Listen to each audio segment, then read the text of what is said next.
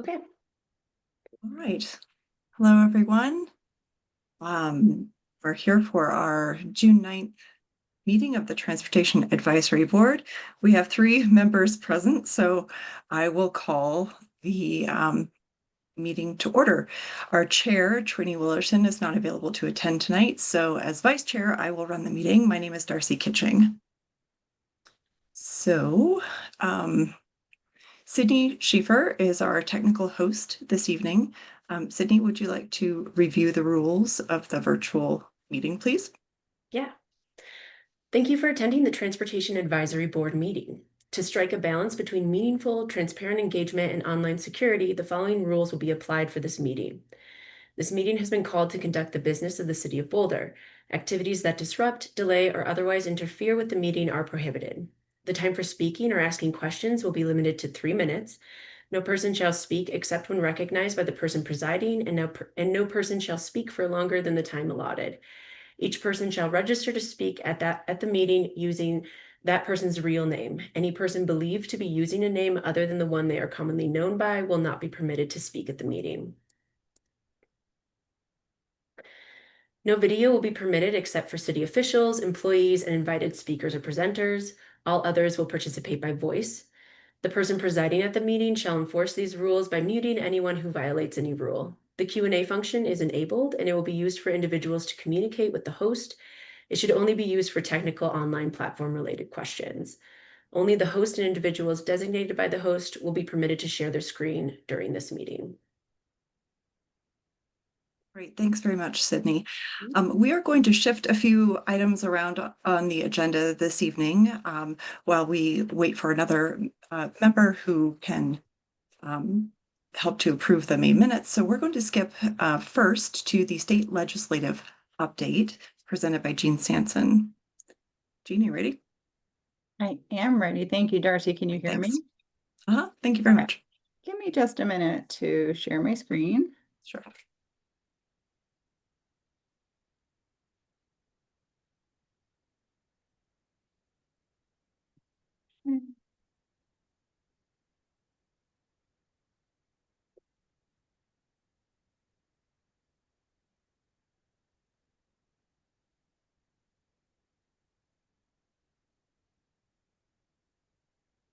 Great, we can see that. Thanks. Oh, perfect. All right. And just one more thing and I'll be ready to go. Hi. Good evening. I'm Jean Sanson. I'm the city's Transportation and Mobility Policy Advisor.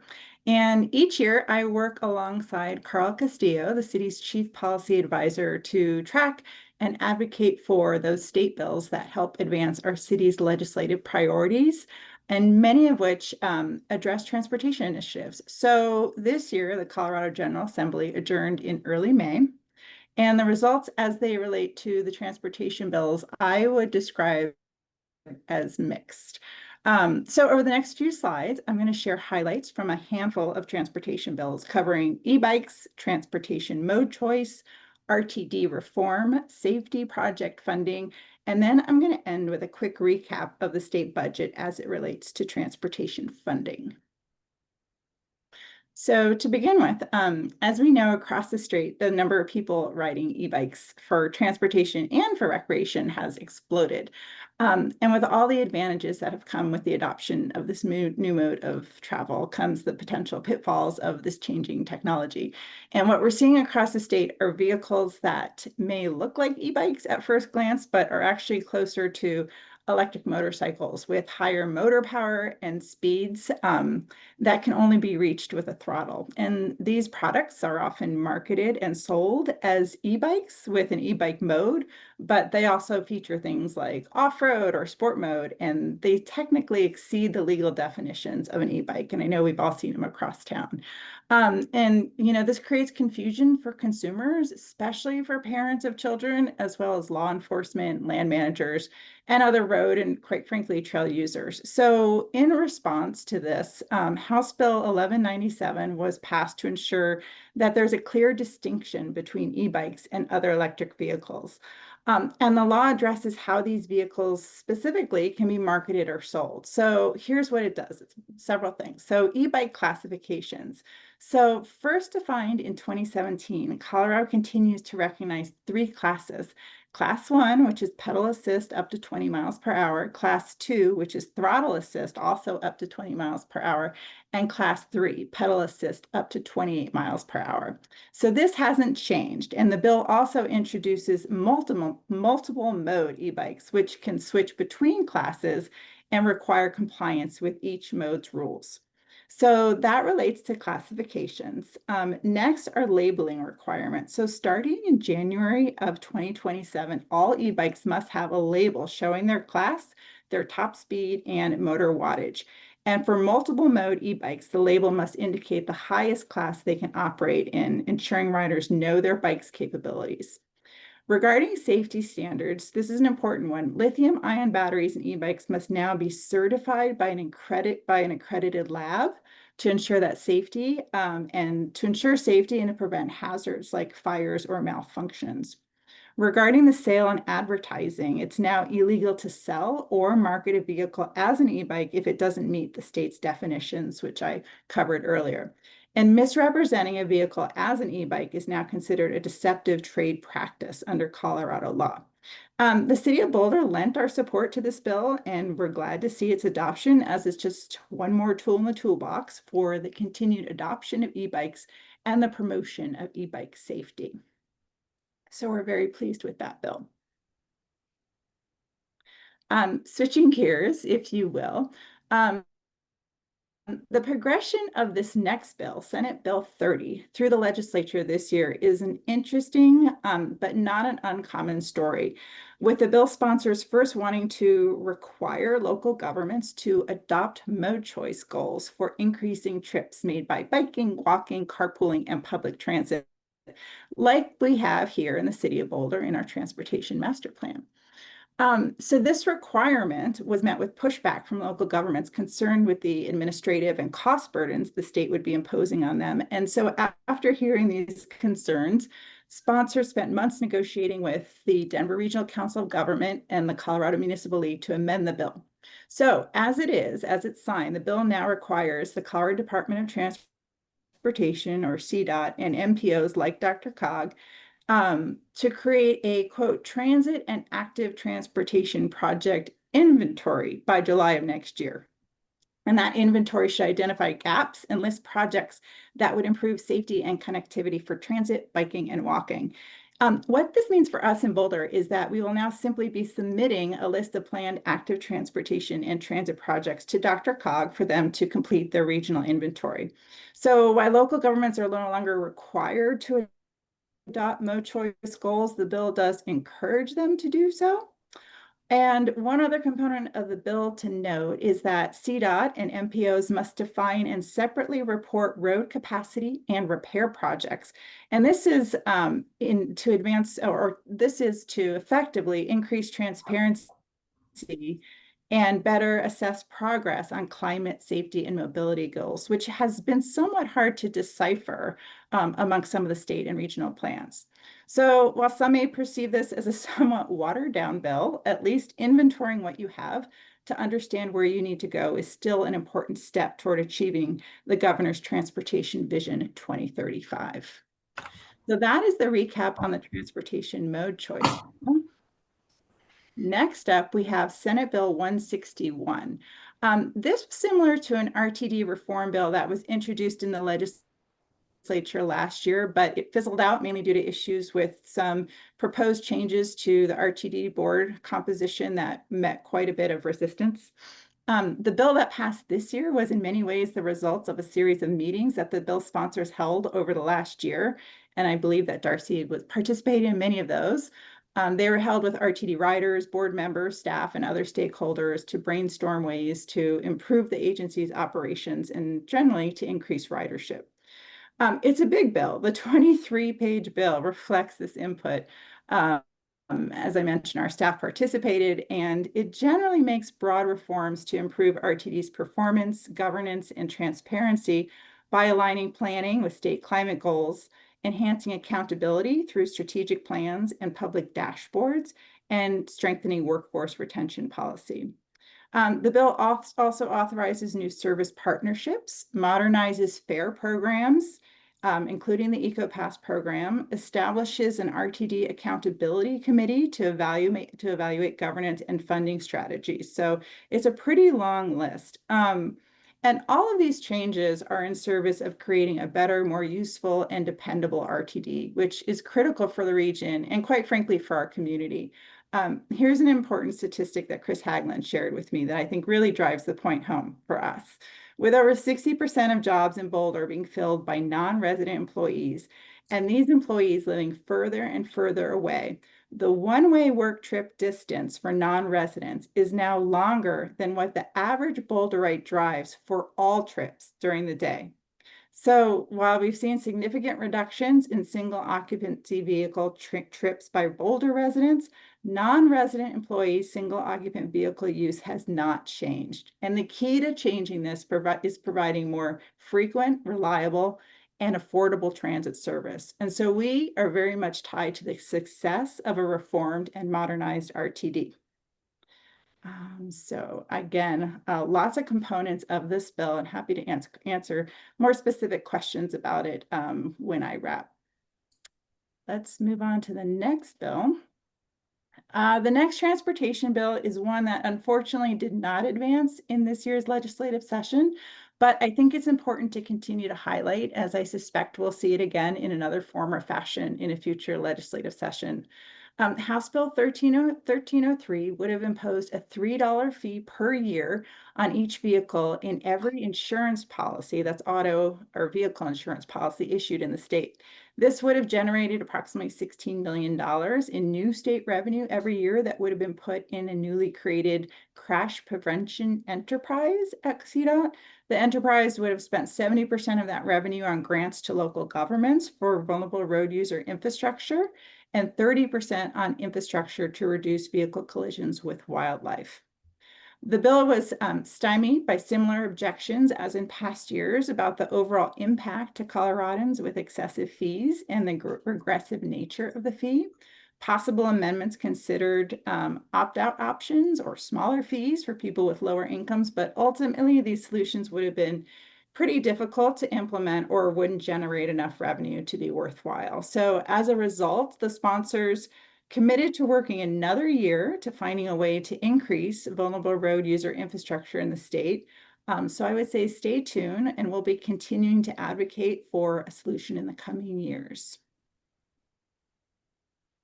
And then last but not least is the state budget. So overshadowing much of the legislative session this year was the major issue of addressing a $1.2 billion budget shortfall for the fiscal year 2025-26. This gap was primarily driven by rising Medicaid costs and constitutional spending limits under Tabor. These tight physical constraints will have impacts to transportation across the state, undoubtedly. For example, the Joint Budget Committee approved a $71 million one-time sweep from the Multimodal Options Fund to help close the budget gap, but CDOT expects that future revenues will backfill this loss. And fortunately for our community, Boulder has already spent the multimodal option funds awarded to us for projects such as the Broadway and Table Mesa and region intersection improvement projects, among others. However, we know that other communities will see their multimodal option funds clawed back, unfortunately. Lawmakers also cut $64 million from the state highway fund in the 2025 fiscal year and another $50 million in the following fiscal year.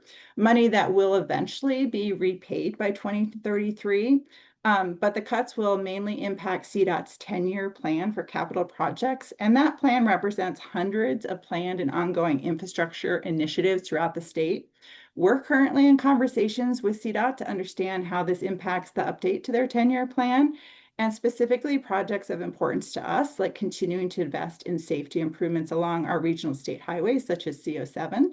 But we do not know we don't know the precise annual forecast, but we have been told that they will be approximately half of what they had been in CDOT's budget for prior years of the 10-year plan.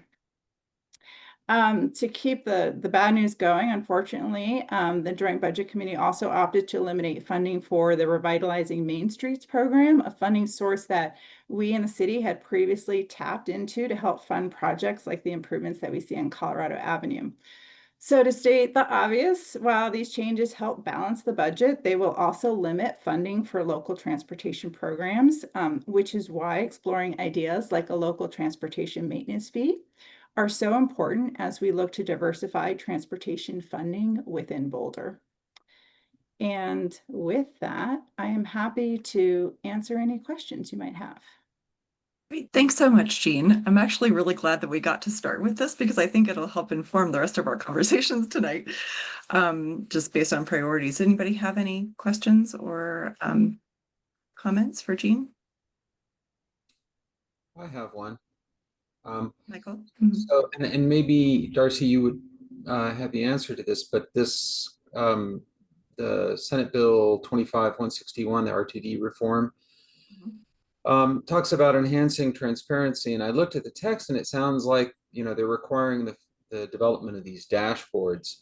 But it wasn't clear to me whether the data that is expressly called for is system-wide data or route-specific data. Which, you know, to me is a critical difference, right? They can just, there's a lot of useful information that just would get homogenized if it were system-wide. But if you're, you know, wanting to know about fare recovery and those kinds of things, you'd probably want that in route-specific format. And I didn't know whether there was some legislative history or something else that speaks to that. I'm Yeah. not sure, Jean. Oh, yeah. And actually, you know, Sydney is here as well, and she spends a lot of time looking at this data. So she also might be able to help. But the intent is that it would be route specific. It's very difficult for us as a local jurisdiction to attain that information related to like things like on-time performance, ridership, boardings and alightings, et cetera. So the intent is that it would be route specific. But again, to your point, like the devil's in the details, and as we follow the progression of these dashboards with RTD, it may mean that, like many of these bills, the following year, fine tuning needs to be made. Okay. I was also wondering if any thought was given in the process of developing this to rewarding communities that have established bus-only lanes with higher levels of service, sort of create an incentive structure for RTD to, you know, treat us right when we're when we're developing infrastructure that is meant to facilitate, you know, commuting. So, Yeah, that's a great question. I wouldn't say that there's a formula necessarily to incentivize additional service for those communities that provide transit priority, but I will say that in all of the projects that we do to provide transit priority, we work closely with RTD to understand how we can enhance the transit that's currently running on that corridor. Take Broadway, for example, continue to increase Flatiron Flyer service along that corridor, or Arapahoe for that matter, as we add bus-only lanes. It's a pretty complicated formula for how RTD sets their performance standards, and I think that's a really interesting idea that I think that we should keep in the mix. Yeah, good question, Michael. I'm especially excited about the spread of the Neighborhood EcoPass program and the promise of bringing Neighborhood EcoPasses to more people through focusing on multifamily developments, and really excited about that. And we have some fun plans for that to help promote that part of this bill. So anybody else have any comments on the legislation or questions for Jean? No? Okay, not seeing any. Thank you so much, Jean. Really appreciate that presentation. Oh, Michael. sorry. On the electrical assisted bicycle requirements legislation, I saw, you know, this, I don't know if TAB provided input or, you know, kind of what the history was on this, but I was wondering if some thought was given to the fact that some of the labeling that's described, I'm just wondering, like, most of the labeling I have on my bike has just fallen off. or was there some thought to making these, like, making the labeling more or less permanent in some way? On the bike itself rather than in the materials Yeah. in the purchase. I know that this is really focused on the purchase Oh, okay. All of right. those bikes and sort of the process of, when you buy an e-bike, it needs to be fully disclosed what that e-bike can do. Okay. Um, I misunderstood that then. So if it's Yeah, really it's just about like the advertising and point of sale. That's great. yeah, yeah, exactly. So it's the point of sale. Got it. Okay. Never Yeah, mind. yeah. Sorry about that. No, good question. yeah, Erna? Hey, so I had a question just just for my own knowledge. Any of these bills were any of these bills drafted by the city of Boulder, or which ones I guess were like supported by the city of Boulder? Like I know, like I think it's Carl Castillo that is the one of the city's lobbyists.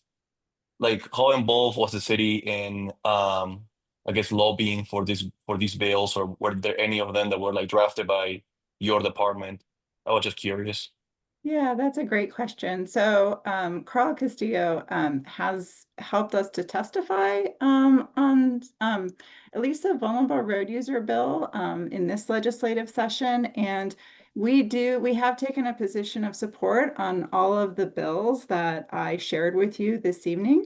Mhm. What that means is that we provide input and feedback to the sponsors of the bill, so basically the drafters, and we were pretty successful in getting some changes made. Like, for example, Darcy, you mentioned the Neighborhood Eco Pass program. One of the last additions to that bill, the 161 bill, was to modernize the way that the Neighborhood Eco Pass program pricing is structured to streamline it and make it more efficient and affordable for neighborhoods.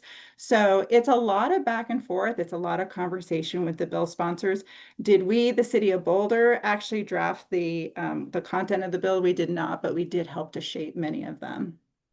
Okay. Yeah. Yeah, Okay. and we were consulted directly on 161 because of Boulder's leadership in the Neighborhood Eco Pass kind of program. Boulder actually has the most Neighborhood Eco Pass holders in the entire region, and so we were consulted as kind of experts in that area, and our leadership in that area did inform the content of the bill.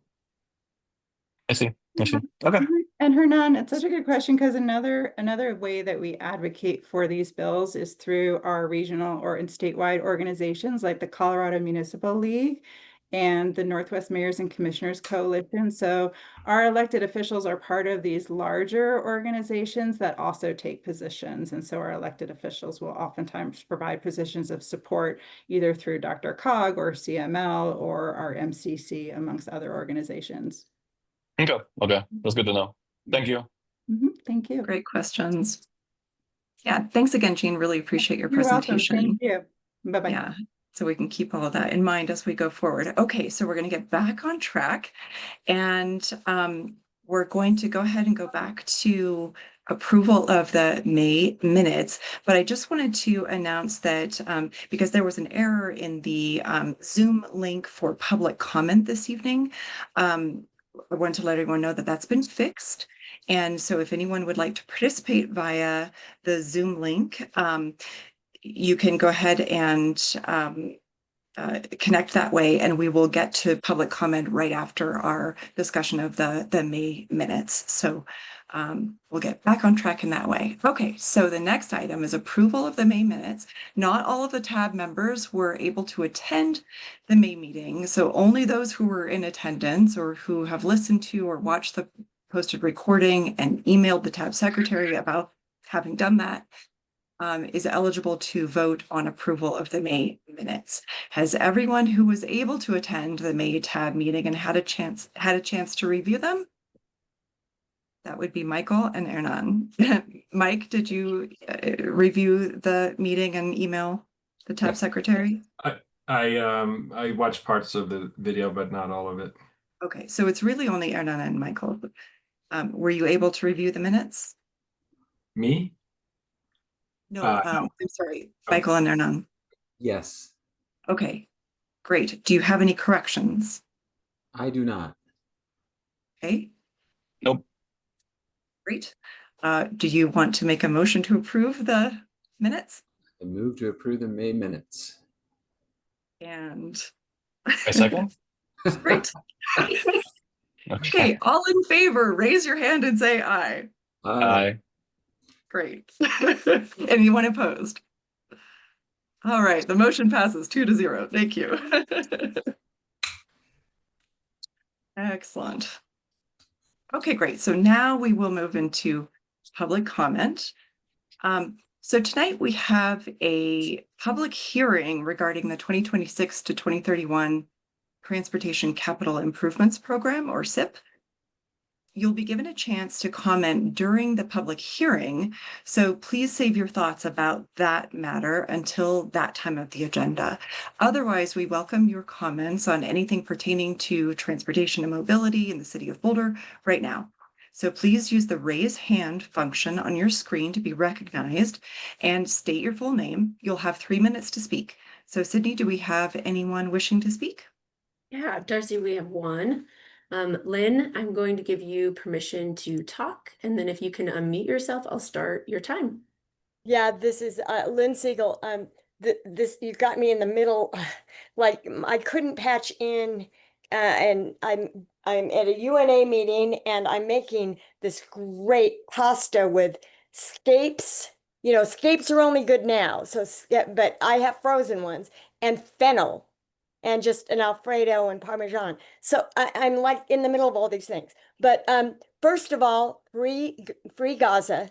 Free Palestine, that's the best thing you can do as the tab is make your advice to the council, because we spend 10.4 million bucks on this crap when we could be spending it on so that I don't have to ride my bike down Spruce Street and 6th with ruts and ruts and ruts. I'm a high-speed bike rider.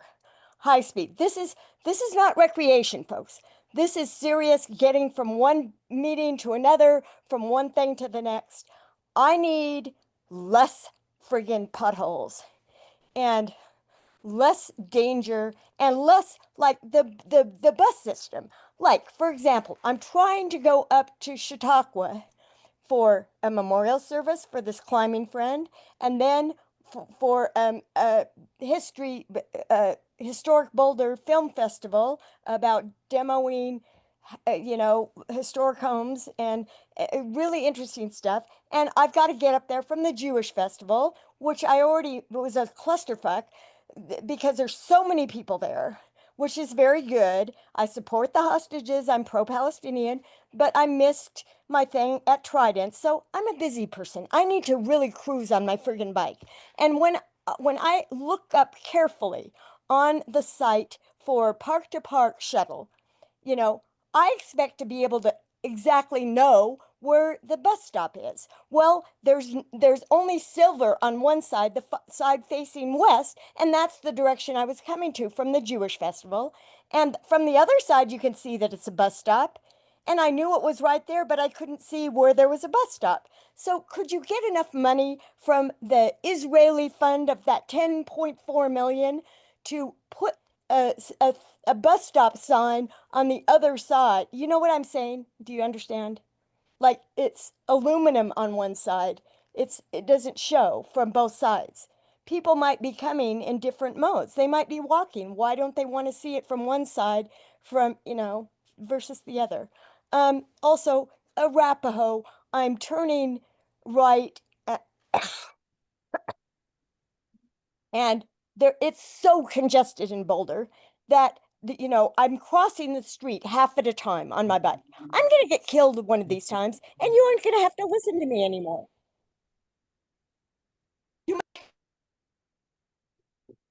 Thanks, Lynn. Thank you, Lynn. I don't see any other hands. Okay. All right. Thank you very much. So now the next item is our public hearing on the 2026 to 2031 Transportation Capital Improvements Program. TAP has heard information on this topic in April and in May, and will be asked to make a recommendation to City Council tonight. We will hear staff's report, ask clarifying questions, and then open it up for feedback from the public. Again, you'll be given 3 minutes to address the board on this topic, after which TAB will deliberate and form a recommendation to council. Valerie, would you like to introduce this item? I'm going to hand it over to Garrett to go straight away for part 3 of 3. Thanks. Okay, great. Thanks very much. Take it away, Garrett. Good evening. My name is Garrett Slater. I'm the Senior Engineering Manager for Capital Projects for the Transportation and Mobility Department, and it's good to be with you again this evening to talk about the Capital Improvement Program here that we are recommending for 2026 to 2031. And the information that you will see this evening will look very similar to what we presented last time. You might recall that meeting 2 of 3 was to provide a draft overview. And this evening, we are presenting the recommended overview of the Capital Improvement Program. And there have not really been many changes to what we are recommending. So if it looks familiar and the materials in the memo and what you're seeing this evening, that's because it is very similar. So I am joined by Karen Steiner again this evening, as well as Lindsay Mers, who will be providing some of the content presentation as well. And so we will again briefly review the difference between the Capital Improvement Program and the operating budget, our funding situation, the review of the programs and projects, and then next steps, and have the public hearing portion of the meeting. So again, the reminder that the Capital Improvement Program, the primary purpose is the way that we make investments in taking care of the system that we have, and whether that is infrastructure asset management and maintenance, or be it safety improvements, or operations and general efficiency, all the way to the lower priorities that are identified in the Transportation Master Plan. The Capital Improvement Program is how we make advances, whereas the operational budget is where we take care of the routine day-to-day type of activities in the department. So all of the investments that we choose to make within the Capital Improvement Program are to be consistent with our City Sustainability, Equity, and Resiliency Framework, the SARE framework, in which they must be safe, healthy, and socially thriving, livable, economically sustainable, environmentally sustainable, economically vital, and livable. So the CIP that we are recommending as staff for you to recommend to Planning Board and City Council this evening represents a total of $102 million in total investment, including $27 million in grants. The average per year fluctuates considerably due to the timing of larger projects, and the programs component comprises approximately $9 million per year. And so I will now hand it off to Karen Steiner, our Senior Budget Analyst for the Transportation and Mobility Department, to talk about our funding.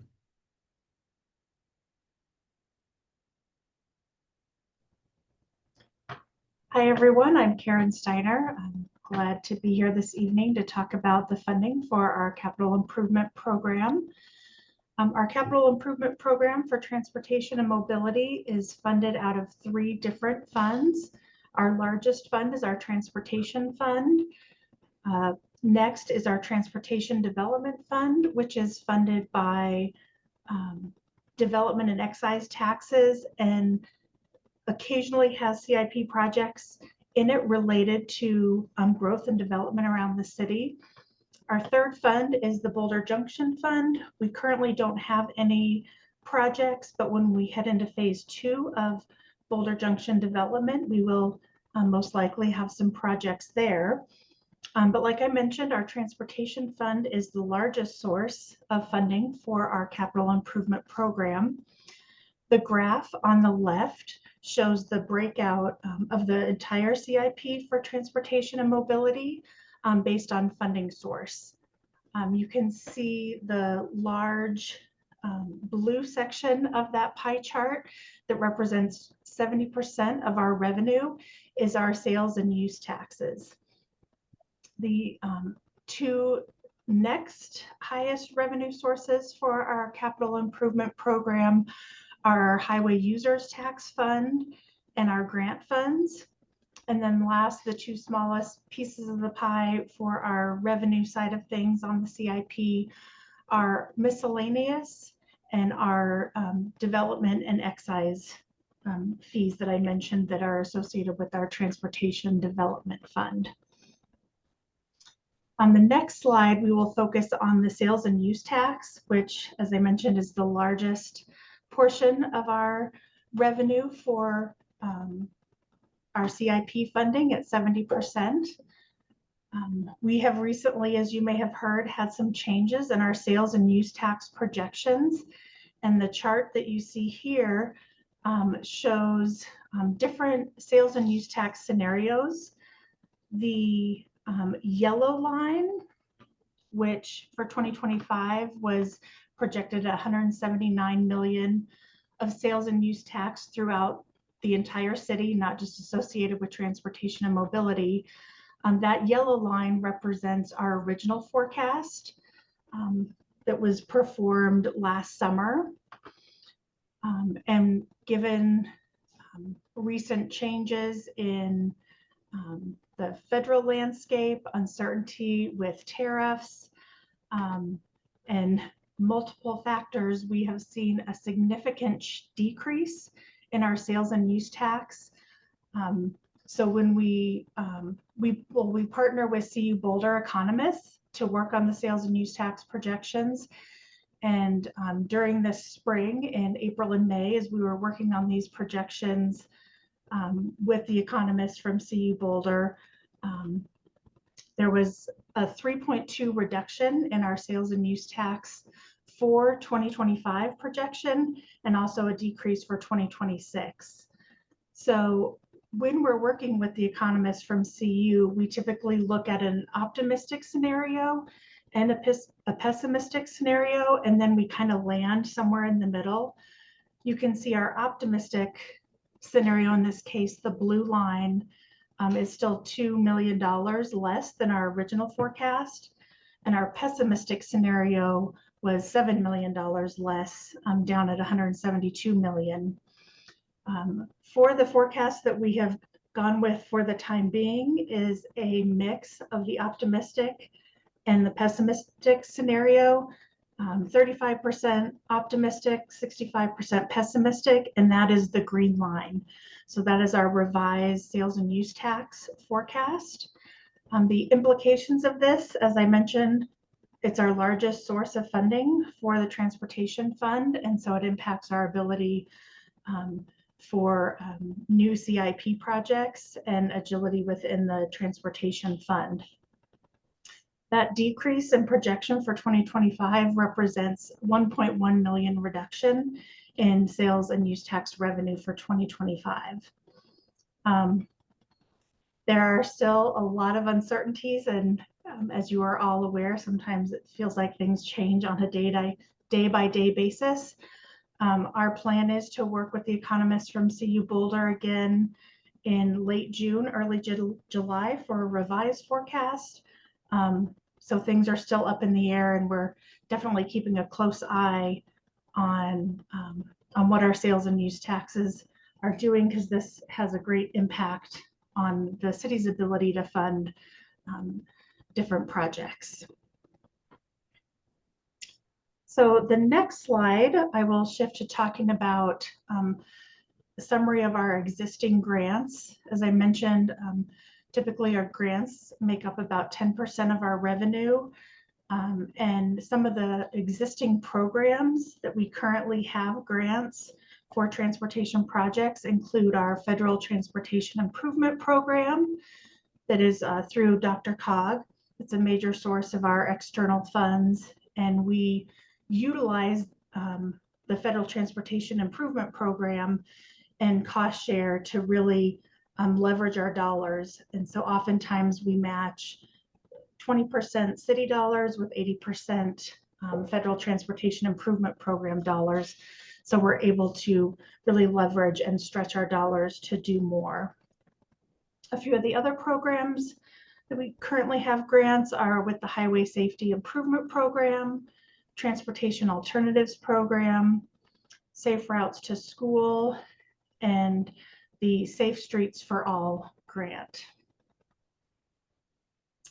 So now that we have talked about the revenue sources related to our CIP, I want to transition to talking about the expense side of our capital improvement program.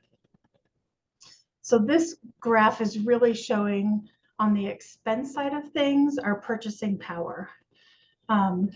If we look at the blue line, that's an example. If one, there was either no inflation and everything remained flat, or if our budgets were always keeping up with inflation. So if inflation was 3%, our budget's going up by 3%. And so that power of the dollar stays the same in that situation. But what happens when our budgets are not keeping up with inflation is what we're seeing in the orange line with an example of 5% inflation, where if inflation is 5% and our budgets are remaining steady and not increasing, over 7 years, the dollar that we were able to purchase with in year 1 erodes to about 77 cents in year 7. Again, with this example, if inflation was 10% and our budgets were remaining flat, that dollar, that purchasing power erodes to about 55 cents in year 7. The next slide is also another way of looking at our declining purchasing power of the dollar. So the previous slide was talking about inflation in general. This slide specifically talks about the Colorado Construction Cost Index. And I know there's a lot here on this table. First, I want you to focus on the green line. That is showing the annual increase based on the Colorado construction cost increase. So for example, in 2019, construction inflation went up by 5%. And then in 2020, it went up by an additional 3%. So those numbers are just the individual year. So you have to add that on. So 5% in 2019 plus 3% in 2020, 2021, that was an additional 17%. And when you look at the additive impact over all the years of the Colorado Construction Cost Index, what we were able to purchase with $100 in 2019, with the cost of the construction cost index in 2024 costs us $178. And so it's a very substantial impact on how far our dollars go. And all of this to say that even though we have been increasing our budgets by a small amount each year, and you will see that again this year, that especially in our capital improvement maintenance programs, we're seeing increases, but we're not keeping up with inflation or the Colorado construction cost increase. And so it just limits our ability to be able to do other projects and enhancements across the system. And last, I just want to talk about the breakdown of our CIP funding on the types of items that it funds. You'll see here in this chart that almost 40 million represents our multimodal projects, and 55 million or 54% of our total CIP are multimodal programs. Those programs are ongoing maintenance programs, while our projects are one-time projects on a specific area of our transportation system. And with that, I will hand it off to look a little closer at our capital maintenance programs.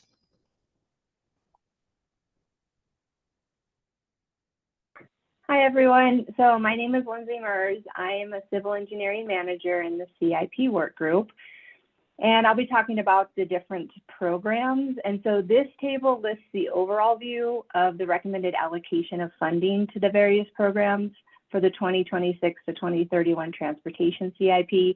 And the programs listed on here are the pavement management program, sidewalk and pedestrian programs, the multi-use path, greenways, bridge asset management, Vision Zero with the PMP integration, and our streetlight maintenance program. We're going to pull a few of these out, and I'm going to step through them just in a little more detail. And so the first program is the pavement management program, or the PMP. And this program keeps our streets safe and in good condition. The program maintains about 300 miles of streets and inspects all of them every 3 years. And these inspections help the city understand the current condition, and then we use that to plan where future repairs are needed. And so from spring to fall, the prioritized streets receive pavement treatments based on their condition. So we can have preservation methods like the crack seal and the chip seal, which are used for streets that are actually in good shape. And then there's more intensive treatments like mill and overlay or full reconstruction when the streets are in poor condition. And so the PMP also supports other city efforts like Vision Zero and the CAN, or the Core RTO Network program, by including safety upgrades, for example, like bike lanes or better sidewalks, into the annual street resurfacing projects. And a recent example of this is the Moorhead Avenue, which was resurfaced last year. There was striping that reconfigured and created wider, buffered bike lanes, and then they added some median islands to help reduce speeds. And so to decide which streets to fix first, the PMP uses something called the Pavement Condition Index, or the PCI, and this rates streets on a scale of 1 to 100. And so if a street gets a score of 75 or above, it's in good condition, maybe no major repairs. 45 to 75, or that mid-range, needs some structural work, some structural repair, and then below 45, it more than likely would need full replacement. And the city, we aim to try to keep our average rating at the 75 or higher, which is a good condition. And so the pavement management program is identified in the TMP as a priority 1 investment. And so next, the city has several programs where we focus on improving our sidewalks and pedestrian safety. And this includes the pedestrian facilities enhancement, where we're building the missing sidewalk links and we're connecting enhancements to crossing treatments. And then there's the pedestrian facilities repair and replacement program, and then the sidewalk maintenance program.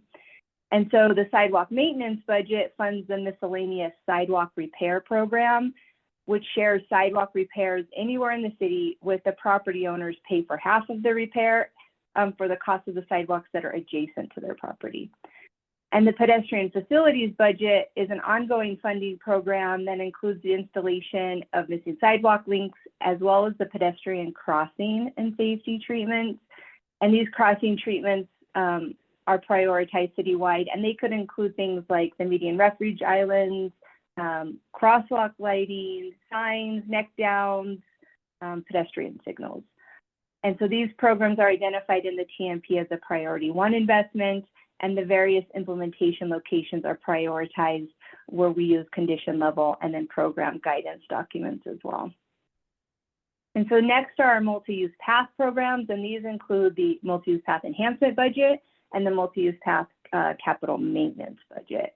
And so these programs are dedicated. We want to enhance and we want to maintain our current 80+ miles of path within the city so that we can meet all of the needs from the pedestrians and bicyclists that are using these paths.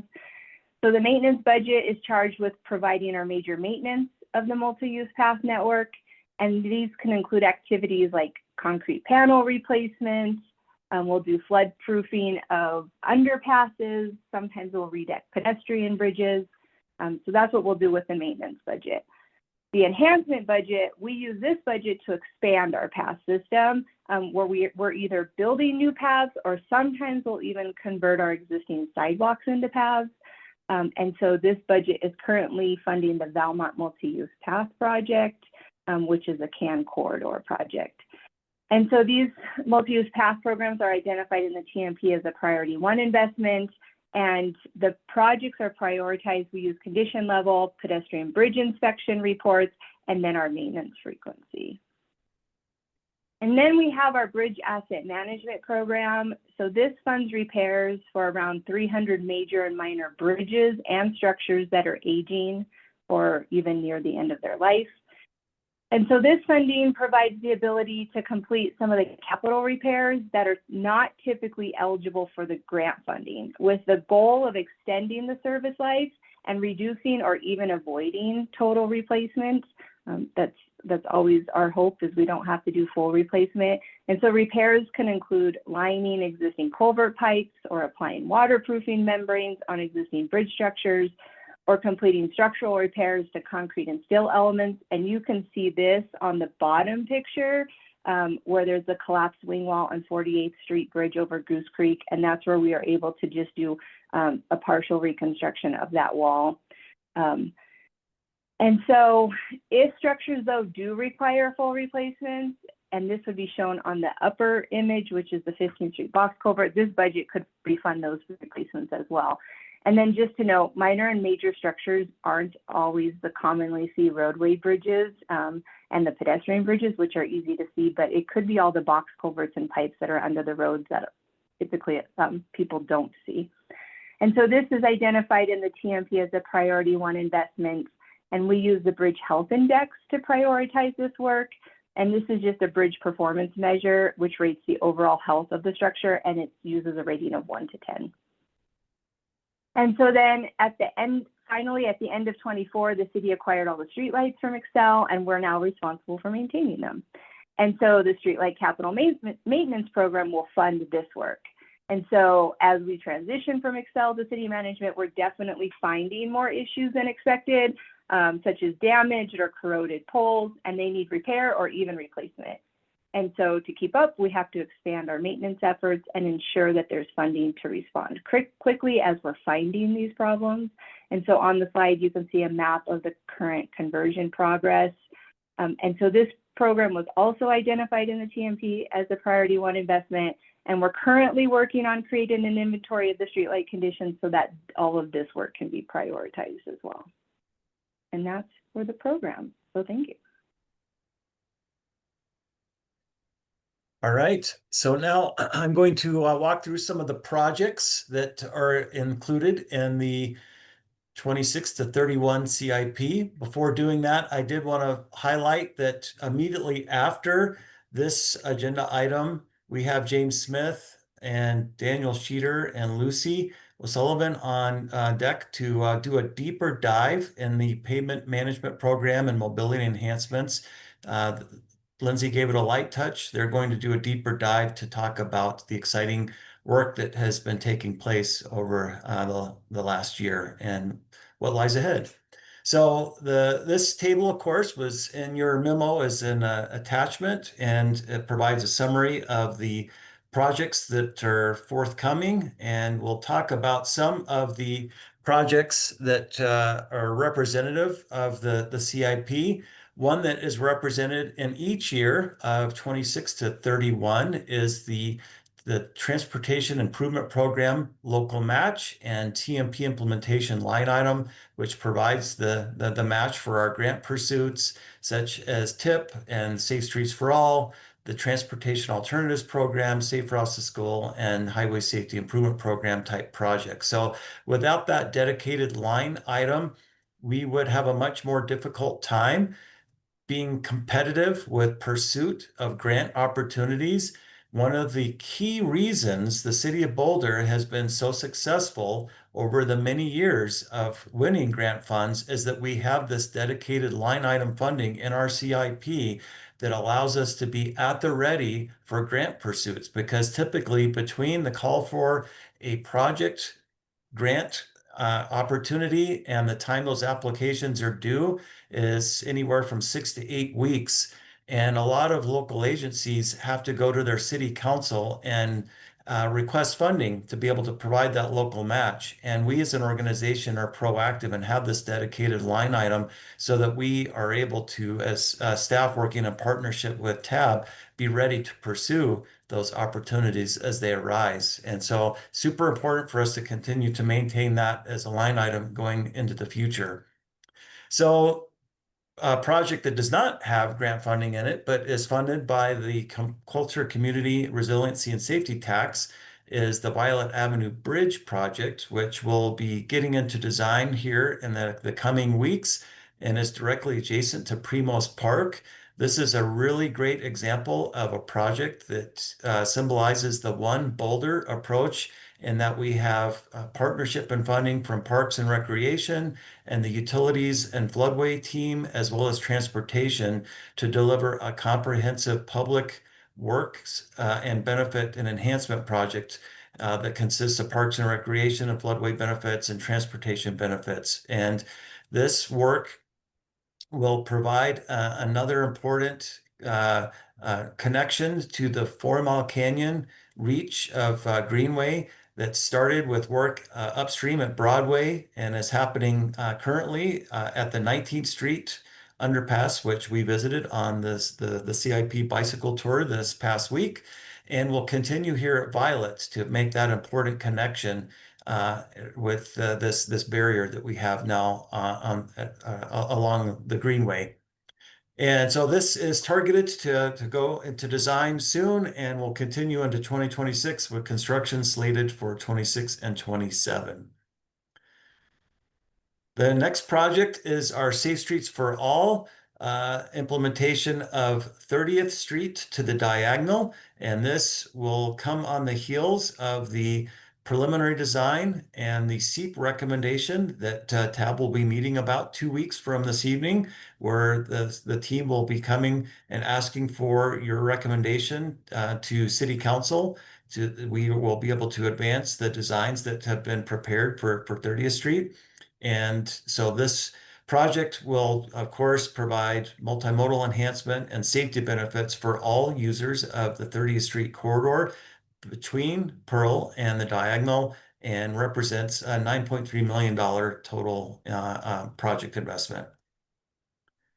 The next Safe Streets for All grant project is already underway in design, and that's final design of East Arapahoe or Colorado State Highway 7 from 28th Street to Foothills Parkway. So a reminder that we completed in partnership with Colorado Department of Transportation a 15% level design of East Arapahoe from 28th to the eastern city limit. That concluded last year. And now we are underway with a final design between 28th and Foothills, so that we are prepared to use our Safe Streets for All money for an implementation project between 28th to 33rd Street. And that represents a $12 million project with implementation scheduled for 27 to 28 timeframe. And of course, this connects with the 30th Street corridor. It's the southern terminus of the 30th Street preliminary design. So the recommendations for the design treatments from the 30th Street effort will be rolled into the East Arapahoe final design, and that portion of the work will carry forward in the East Arapahoe project. The Sumac Avenue project is one that will provide better connections and improved infrastructure for the Sumac Avenue corridor between Broadway and 19th Street. It is an important corridor because it provides access to Crestview Elementary, where there is currently lacking pedestrian and bicycle separate facilities for students and parents and families trying to access the school. And it's an interesting one in that we are working with the residents and the landowners all along Sumac Avenue to participate in the funding because of annexation agreements that exist from a number of years ago, that we are working with various stakeholders to bring that funding to fruition. And we are scheduling this for construction in 2026 as design is underway, and final design it will be wrapping up this fall. As an example of a larger capital maintenance project, the Folsom Bridge Deck will be needing to be replaced, and it's scheduled for 2028. And this is approximately a $5 million project to replace the bridge deck. And you might look at that and say, well, what's the problem? The images, and when I travel over the bridge, it looks fine to me. What you cannot see underneath the layer of asphalt is that the concrete decking below the asphalt is degrading at a rate much faster than we would typically see because of a chemical reaction that's occurring in the bridge superstructure here. So it's important we take action before that chemical reaction spreads to the substructure, and we look to have to replace the entirety of the bridge structure. Taking action sooner with the superstructure, just the bridge deck, allows us to preserve the remainder of the bridge without having to do a much more costly replacement. And that, like I said, is scheduled for 2028. The next project is the South 30th design and construction effort, which will pick up the improvements from 30th in Colorado and head south toward Aurora. And this will provide the treatment that was recommended in the 30th and Colorado corridor study from 2018. And of course, that will provide separated bicycle facilities. We got to see what those facilities look like on the segment between Arapahoe and Colorado on our bike tour. And we're excited to see those similar types of treatments being implemented on the section south of Colorado. And this is made possible through a TIP grant from DRCOG, and it's approximately 7.3 million total and scheduled for construction in 27 to 28 timeframe. So after this evening, the next steps are that the planning board in August will hear an update and make a recommendation on the entirety of the citywide capital improvement program. So not just our department, but all the other departments' CIPs as well. And then planning board will make a recommendation to city council at that which study sessions will be held in September and public hearings held in October, where both the capital improvement programs as well as the operational budget for 2026 will be approved and moved forward by city council. So that's the immediate next steps. Your next step is the tab for this evening is of course to hold the public hearing, where our request is for tab to recommend the 26 to 31 CIP to planning board and city council. Okay. Great. Thank you so much, Garrett. Appreciate it very much. So now we will entertain clarifying questions from TAB members. So TAB members, any clarifying questions specifically about the material that was just presented? I have a quick question, I think. So pretty much every slide that mentioned what the priority was, the TMP priority was, listed things as priority 1. I'm wondering what priority 2 is, what the lower priority items are. All right, I will bring back the slide presentation. And actually, let me, okay.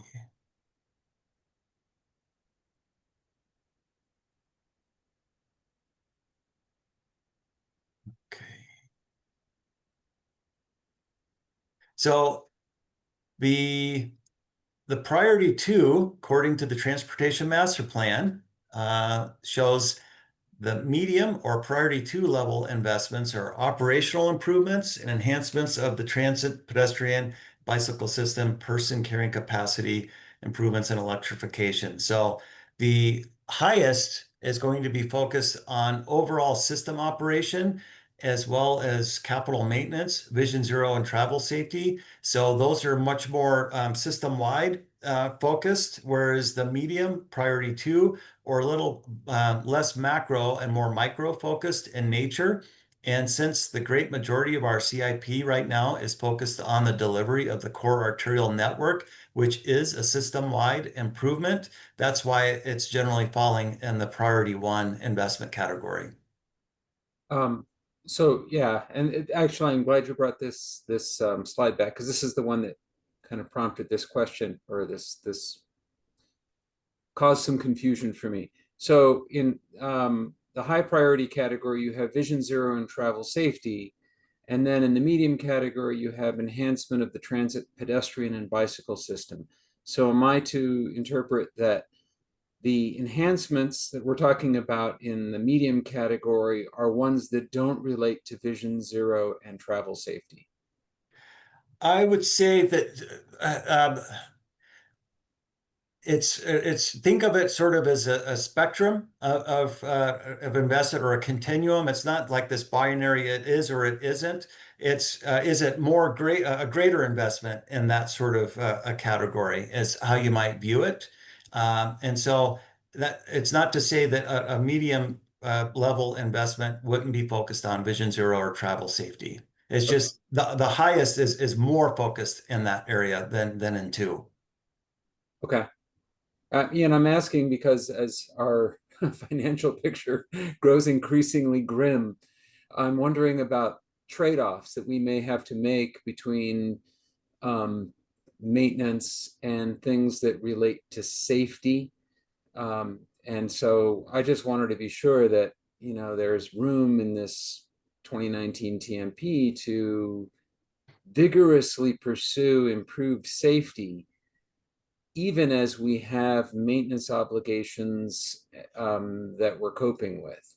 And I think, everything I've seen so far, like all the PMP stuff is mixing the two, right? There's safety improvements and maintenance going on simultaneously, but just kind of wondering aloud about scenarios in which the budget gets so grim that we're having to make, binary choices that we'd rather not make. And Michael, let's delay that until our discussion later. This is really just for clarifying questions. So you asked a good clarifying question. Thank you. Any other clarifying questions? I have one for Lindsay.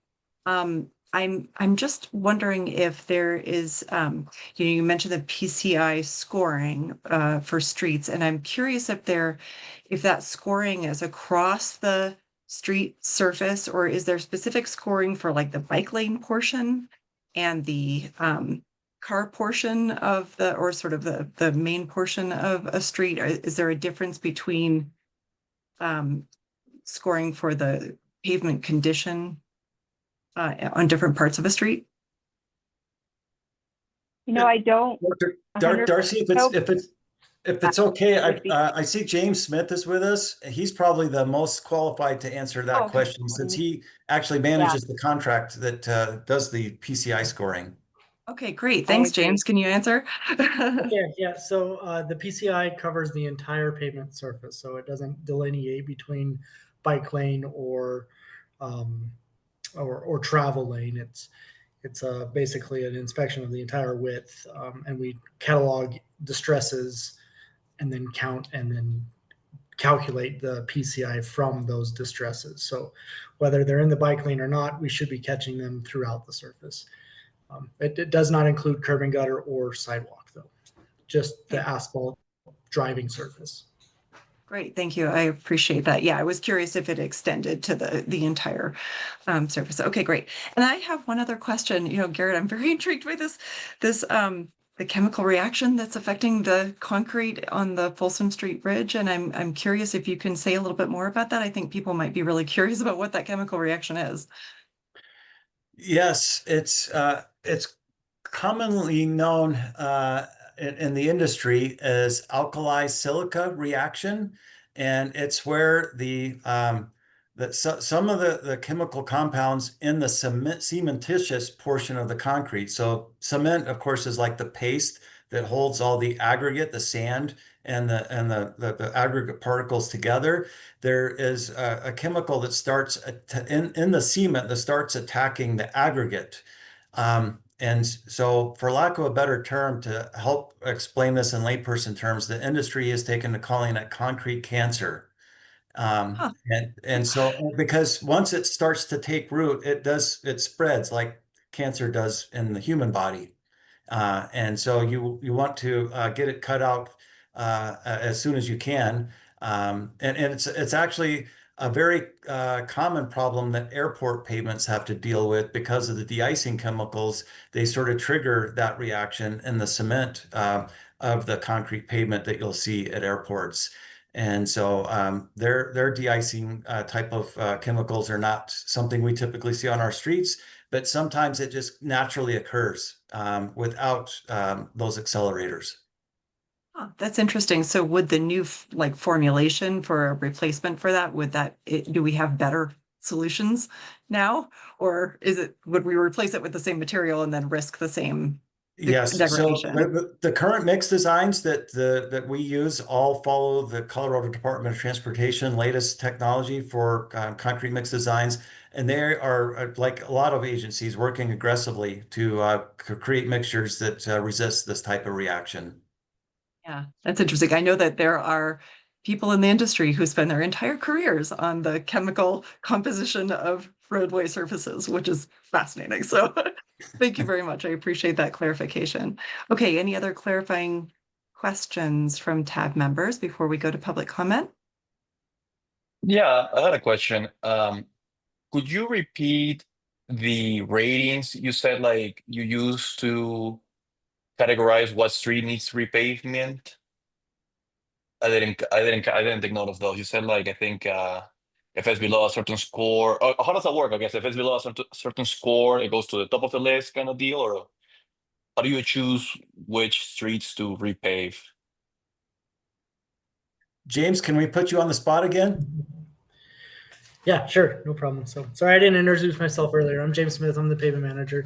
So the PCI is a condition rating based on the distresses that we inspect so we inspect every street every 3 years and kind of measure the distresses. But that score kind of helps guide us. There's not like a one, we try to kind of focus our treatments of like our preservation treatments on better condition roads like 75 or higher, but we do sometimes select a little bit lower streets that are below that, maybe a little bit, just if there's an opportunity to increase that life and extend it just a little bit longer before we're able to repave it. Streets that are like 45 or below are typically mill and overlay, but sometimes, other factors like traffic and stuff like that help us kind of pick the correct treatment. So it's not the guiding, it's a guiding number, but it's not the only thing that we look at. Does that help answer? Yeah, so it's okay. So then how does that work? Like, for example, I see South Boulder has a lot of green, dark green. The area between south of Baseline, between Broadway and Moorhead, a lot of yellow, pink. The Hill has a lot of yellow and pink. So, I mean, you have that map now. You have the data. You know which streets are. I think pink is poor. Yeah, poor. So then what? Do you wait on like how do you put that how does that work, I guess? Do you put the street in some list that the city goes and does something about? Like once you have the data, what's next? What's the threshold for being like we need to repave this street or do something about it at least? So the score is kind of just helps us guide us, in that tells us that it's where it's at in the condition level, where it's going, and then other factors like traffic or usage, kind of where we're at, help us fine tune how we'll decide. But some streets we may not be getting to as soon as we like, so sometimes we'll let them slip down into a reconstruction, but we'll be spending more money on better condition streets to extend their lives. So hopefully I'm trying to answer. Let's come back to that in our deliberation too. I think that we can talk a little bit more about that, Hernan, when we get to the after public comment, if that's okay. Yep. Sure. Okay, thanks. All right, so members of the public, if there are people who would like to comment on this, thank you for your time and your interest in this topic and making Boulder a better place to move around. We're now ready for your feedback. Please use the raise hand function on your screen to be recognized and state your full name. You'll have 3 minutes to speak. Sydney, do we have anyone wishing to speak on this topic? Yeah, so far we have one raised hand. Lynn, I'm going to give you permission to unmute yourself. And if you can just state your name again, and I'll start your time. Lynn Siegel, on Sunday a week ago, I was 15 feet from the fire attacker. I am pro-Palestinian, but I'm the only one for 1 year that follows behind them. So I want you to know my dedication to how you're funded in your CIP and your CAN and everything is like, this guy was, you know, like he waited for his daughter to graduate from high school to go into medical school. And the New York Times took out the medical school part. I mean, this is utterly ridiculous. The reason I bring this up is because this money we're sending to Israel could be used for all of these CIP processes. Let's see. As I was starting to tell you, when I'm crossing Arapahoe at Folsom, I'm going across there, and I have to go half and half across the street at a time because it's, you know, I need to get places on my bike, and it takes forever for the lights, and there's no occupancy sensors, and so I cross halfway. And then I see there's a yellow arrow for the guy, and I'm watching the people so they don't run me over. And then I wonder, why isn't he going? Well, I look left, and he's backed up from the light before. So my point is too much congestion. You need to talk to the city about advising on population, jobs, housing, and to lower the congestion in Boulder in general. You need, I want this Israeli money, okay? I want it for Maxwell, excuse me, Concord, from 9th Street. There was a pedestrian bridge there. Why did you take that pedestrian bridge down? I like that pedestrian bridge. It's faster for me to get home, and it was really a nice bridge, you know, and that's a luxury, I'm sure, Garrett, you know, but I want luxuries. I want simple luxuries because I want people not dead, you know, with RPGs in Israel. I call it, it's Palestine. Okay, I want that money at home. Let's see. Street lights was not repaired, the lighting. So $3,700 for a you know, new converter, catalytic converter. And I hear you about inflation and supply chain and all of this. Yeah, we all know we're experiencing this. You know, how much does it cost you every day to live? Thank you. Thanks, Lynn. Thanks, Lynn. And Okay, Darcy, I don't so see any other raised hands. Okay. If no one else wishing to comment on this, we'll go to our tab member deliberation and the resulting recommendation that we can for City Council. So staff is recommending, Garrett, would you put up that slide again with the recommended motion? So staff recommends that tab consider the following motion.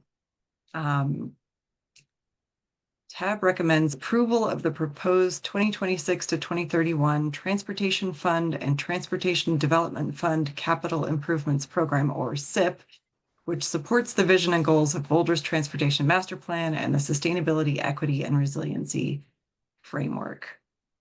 Do you have the text of that on a slide, Garrett?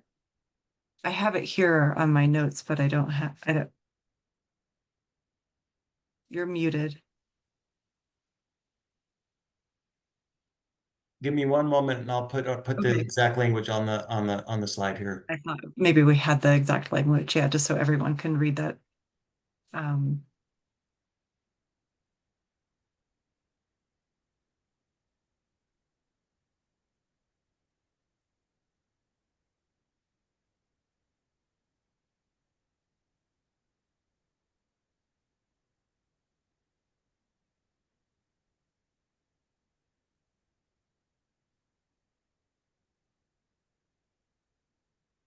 Okay, well, he finds that. So we're recommending approval.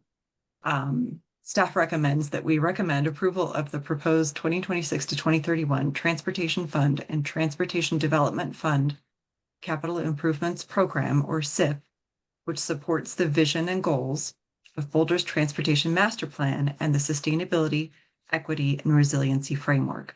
Does anyone have feedback on this?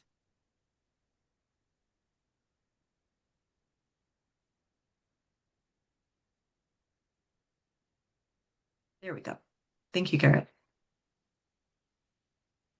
Anybody have comments, feedback, or none? If you would like to ask more about the PCI prioritization, you're welcome to do that now. Yeah, I guess. Let's I can see. try to explain a little bit better. So yes, so the PCI score tells me what's the most appropriate treatment for that street. And as we look at the streets every year, we only have so much funding. So kind of looking at those scores and the funding that I have, then it's trying to optimize which streets will get that treatment to extend their life and optimize the funding as best as I can. Not every street will get a chip seal that is in that chip seal kind of range, but we try to optimize which streets get done with the funding that's available. Same with overlay and others. So I hope that explains it a little bit better. Yeah, no, that makes sense. But I guess my question is more to like, in general, to staff, like, what kind of feedback are you looking from us right now? Like, you already have this document ready to present with it's basically like a budget proposal. It seems to me, right? You're presenting a budget and you're asking for approval of the budget. So is the goal, like, I mean, if you ask me, it's I'm new here, so like it looks good. And I'm sure, like, I trust you guys, you did a good job. So it's like, what kind of feedback are you looking from me at this point? Like, I can tell you, for example, like, I would like to see more budget allocated in a certain thing, or I mean, is that what I don't understand what feedback you're looking for me, I guess. Let's start with that. So this is Valerie Watson, for the record, Interim Director, Transportation and Mobility. I think one thing that you can consider as tab members is alignment with the city's transportation master plan policies, the city's sustainability resilience framework, and the citywide strategic plan. So those are our kind of overarching policy documents. So alignment with those is something you'd want to see in our proposed CIP. And so we're asking for your feedback on that alignment. Garrett, is there anything else that you'd want to mention? The only thing I would add would be that City Council, of course, has a priority for us to be focused on the core arterial network. So in addition to those overarching plans and policies that we try to advance towards. And so would you consider the CIP as we presented it to you this evening to be consistent with the core arterial network as a priority? Yeah, thanks for that clarification. I mean, along those lines, I guess this has probably been asked before, but so we looked at the overall decrease in the expectation of available funds, and kind of the way that some things have been reprioritized a little bit within the CIP to kind of mesh with those expectations. Have you heard any, do you have any reason to believe that any of the federal funding might not come through, like this S4A funds. I mean, I know that these things have been allocated, but maybe that they have not yet hit the bank account. So are we looking at a risk there about any federal funds, for instance? At this time, we don't have any indication, and so we want to go ahead and proceed based on that. Yeah, great. I mean, that's something that I hear the community asking about. What's the landscape as we look at these projects? So I'm glad to hear that we haven't been told that any funds are actively being withheld or removed. So given that, I mean, tab members, do you have other feedback, things you want to deliberate a little bit with staff here about their prioritization of these funds, adding money to the Vision Zero mobility enhancements portion, increasing funding for the pavement management program, things like that? Do these align with the goals that we perceive that the city is holding from their various policy documents? I see Michael, you're shaking your head. Yes. It seems well aligned to me. And I don't, I was, asking prematurely questions about future scenarios where, the trade-offs are a little more grim than we're contending with now. And, we can save deliberations on that for next year or the year after. I do understand correctly, don't I, that, this kind of gets revisited with frequency, because you can't, like, these estimates of cost, for example, are right now simply estimates, right? So you'll presumably have to make adjustments along the way. Yes, and every year TAB will provide feedback and input on the development of the capital improvement program. So what is locked in is 2026, but 27 to 31 is subject to change as we come back next year, and then add another year on top of that of 20 to 32. Yeah, that's what I understood from last time. So we can wrestle with the grim scenarios if and when they arise. And I'll just add that, last month, Chris Hagelin with our team presented on the transportation maintenance fee that we are, pursuing a nexus study on at the moment. That, I know we talked about it a lot, but I'll just put out there, when you consider this CIP, that the department is actively working on how to shore up multiple sources of funding to give us more certainty and flexibility with our funding, due to what Karen and others presented on tonight, that the sales tax is not predictable or reliable year to year. So as we consider our multi-year CIPs in that fashion of, every year we're kind of going to the next iteration, adding the next year, things like the transportation maintenance fee, were it to be enacted, would just give us a lot of flexibility for things like enhancements. So moving from that priority 1 to that priority 2 category that we were mentioning earlier.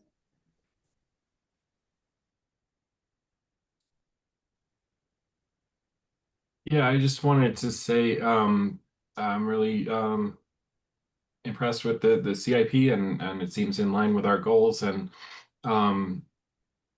obviously the concerns you've raised about funding are serious if we're not going to move into a maintenance phase. And in addition to this transportation maintenance fee that's being studied now, which hopefully wouldn't have to be ballot approved, there's another property tax issue that will be on the ballot in November that goes by various different names.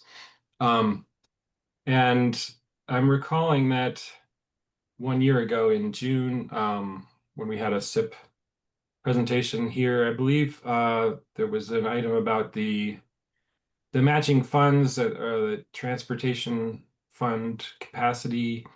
There was a line item that it said it was proposed for reduction from $4 million per year to $1 million per year. And I believe, going back and forth with staff on this, I came to understand that that was something that varies a lot year to year depending on what projects are happening, or is that the case? Can you remind me about that?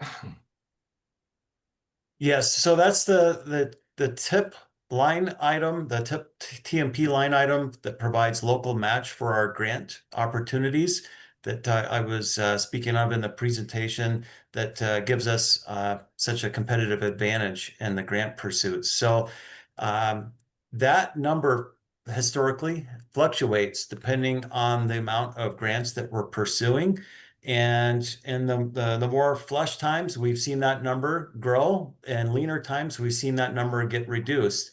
But we always want to maintain a foothold on that line item so that even as our ability to pursue grant opportunities might be diminished, we don't lose that opportunity altogether. So we might not be able to chase $10 million projects, but we can still chase $2 to $3 million projects and still go do lots of good, because if we're doing $2 to $3 million projects, that means that we really need $700,000 to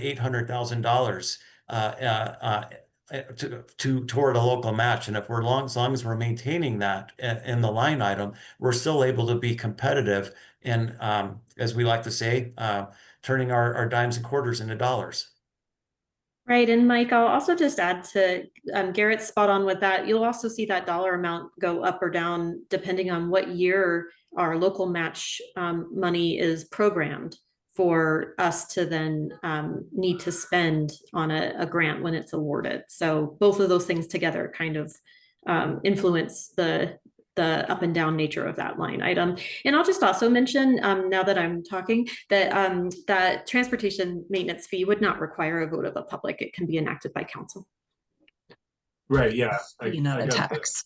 Mhm. But there's another tax, the public realm tax, or it goes by a different name, that is on the ballot. Okay.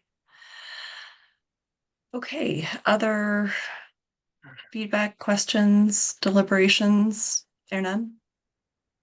Yeah, I guess still on this pavement thing. Sorry, guys. Okay. There does. I mean, like I'm looking at the map of like streets and neighborhoods with low scores. It seems like around the university, below baseline, between and above Table Mesa. I mean, like, okay, so if I look at this and I look at a map of rental licenses, there does seem to be some correlation between neighborhoods that are more heavily leaned towards like rentals and yellow, oranges, and pink colors. But I mean, it's not super clear. Like I'm just kind of a visual inspection. It kind of seems like it. So I mean, is that equitable? I don't know. So I guess if you're asking me for feedback, I will say like, can this be explored? Is there a correlation? Like, are neighborhoods that are more rental based, maybe the neighbors don't complain as much about their streets, so they don't get as much attention? Should we try to like allocate more funding for repavement? Yeah, and I say that out loud, but I don't know. This is a fixed budget, right? So if you put some more money in a bucket, you're gonna take money from another bucket, and I have no idea what that means. So, so I guess that's just kind of where I, throw this idea, but I don't really understand the consequences. I'm gonna be honest. So I can chime in, Hernan, to the question there. I can assure you that we don't look at income levels or home ownership status when we are prioritizing streets for paving. It's also not based off who has called the hotline or filed the most complaints. We don't do any of our prioritization on any of those metrics. It, as James indicated, is guided largely by the PCI, but there are a host of other factors that come into consideration. So If we've got a cluster of streets here with certain scores and a cluster of streets over here, we try to group our pavement activities as close as possible for economic efficiency. We don't want our contractors doing one street here and then going 5 miles away to do another street, then going 5 miles back to do another street. We want to keep them clustered in an area. It's more efficient for them, and it's more cost effective for us. There are other considerations such as if we know that there's going to be a large development happening, we're likely to hold off on doing any major repaving of a street because we know that that street's going to get cut up with all kinds of utility cuts, and there will be a lot of patching going on. We don't want them to cut our brand new pavement. We know if the utility department's going to be doing any water main replacement or sanitary sewer, we're keeping track of their 10-year plans, because if they're going to come in and do mainline work, we want to make sure that we're not paving streets. They're just going to come and tear up the next couple of years. So those are a host of factors that go into deciding where exactly we're going to prioritize. And so you will see sometimes on the map. And one other sort of little indicator is that we don't survey the entire city every year. We survey 1/3 of the city every year. So some of the data that you're seeing might include some streets that have been paved that have, or the score hasn't been updated because the survey hasn't gone back to reflect. So all the streets that we are paving right now that are going to be at PCI 100, they won't show up for 2 more years in the PMP map. We don't update them as soon as they get paved. We wait until the survey comes in. And so sometimes the data lags a little bit in the mapping. Okay, that makes sense. And you did say, I think Lindsay, you said this, that is this in the budget already? You were aiming for an average PCI for the entire city? I mean, like this data may be old, but it says average PCI is 62.7. Was it a goal PCI for the city? It's 75 is our goal. So that will be and that's in this budget. Yes, so we currently have a 75. And so okay, our goal is a 75, and so we currently are at a 75. Okay, sorry. Okay, yeah, this map says 62.7. That's why I was. Is this a different map then, or is it old? The one in the slide. This is on the pavement management program slide 3. Okay. It says 62.7. Is that a different thing then, or that's only for that may be for Colorado maps? Okay. 76. Okay, I see. I was looking at the wrong legend. Yeah, we have a higher. The 62.7 is for the CDOT owned Okay, roads. so that's Colorado roads. Okay. Yeah. Okay. And so the goal, so we are at 76, and the goal is to keep it 75 and above. And with this budget, we can do that. Yes. Okay. Great. Okay. Yeah. Okay. Sounds good. Yeah, thank you for that question, Aaron, and thank you for the explanation, Garrett, because I think that was really good to hear more about how that process happens, and to make sure everybody's clear about the order of things, and yeah, and how it's happening every year. I really appreciate hearing about that. Were you going to put up the slide? Okay, here we go. Okay, so any more deliberations just along those lines? I just want to add a little bit about, we understand that council is prioritizing CAN, and that the SIP really, is prioritizing the core arterial network, and to the points that have been made here tonight, I hope that we are also providing enough resources to ensure that the connections to the CAN, that those neighborhood streets, that the everyday experiences that people are having as they get to the CAN streets are also positive and aligned with our values. And I do believe that this covers that. I just want to make sure that that's, that remains a top priority for us, that even though we're prioritizing the CAN overall, that we understand that the connections to the CAN are also very important in people's everyday experience. So I'm not sure how to say that any more clearly. Okay, any other feedback? Okay, so let's go to the motion here. Okay, so anybody want to move? May I have a motion to approve staff's recommended motion, which is TAB recommends approval of the proposed 2026 to 2031 Transportation Fund and Transportation Development Fund Capital Improvements Program, or SIP, which supports the vision and goals of Boulder's Transportation Master Plan and the Sustainability, Equity, and Resiliency Framework. I so move, but I'm not going to say all those words. Okay, all right. Mike moves. Anybody want a second? Second. Okay, all in favor, raise your hand and say aye. Aye. Aye. All right. Anybody opposed? None opposed. Okay, so the motion passes unanimously. 4-0. Thank you very much. Thank you. 4-0. Yeah, thank you very much, Karen. Appreciate it. And thanks to Leslie and Karen as well. Okay.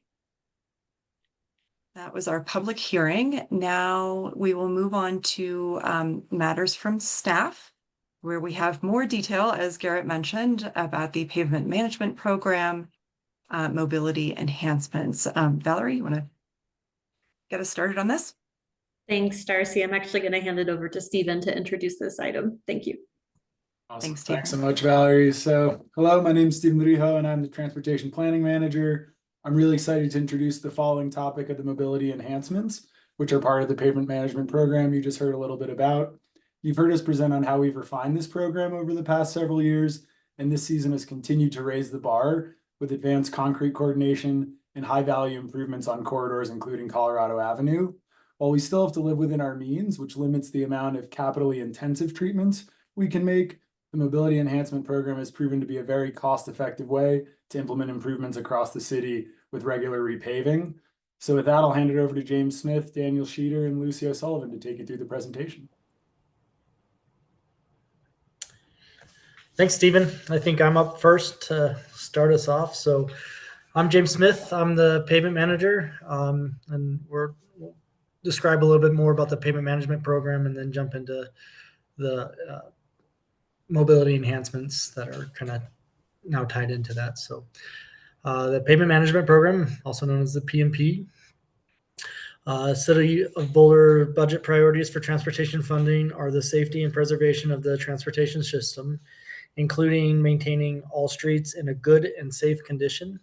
The Transportation Division has established the pavement management program for Boulder's 300-mile street system, which includes inspecting and rating all streets on a 3-year interval to maintain awareness of existing conditions and guide where pavement repairs will be made in the future. From these inspections, we developed the PCI, the Pavement Condition Index. The PCI is a numerical rating system commonly used by transportation agencies to indicate the general condition of pavement infrastructure. Developed by the U.S. Army Corps of Engineers, the PCI is based on a visual survey of the number and types of distresses in a pavement. PCI ratings range from 0 to 100, with 100 representing the best possible conditions. Here you can kind of see what a distressed pavement in the poor condition would look like, good, and now excellent. Pavement preservation. So the goal of a PMP is to identify optimal level of funding, timing, and renewal strategies that will keep the roadway network at or above a good PCI rating. The end result is that the best strategy may be to defer costly reconstruction on one street in order to complete less expensive treatments on other streets to minimize their deterioration into more costly type treatments, such as reconstruction. Streets that need reconstruction may stay in that state for a longer period of time, while other streets are moving down the deterioration curve. An early and inexpensive treatment may prevent streets from getting to the point of needing the next level of costly treatment. Here's a kind of a, oops, there we go, yeah. Some common treatments that we use for preservation are crack sealing and chip sealing.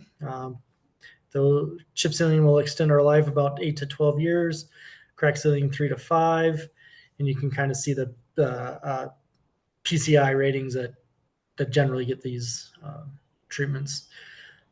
Asphalt resurfacing and reconstruction are more rehabilitation type treatments, and but they extend our life longer. And then you can see the PCI ratings for those treatments as well, that kind of help guide us. Next slide.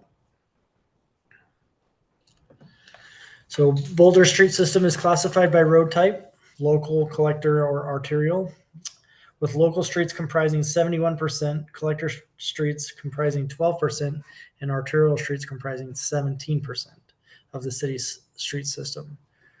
Currently, roughly half of the city's streets have a PCI rating in very good and excellent ranges, with nearly 75% of the street system rated good or better.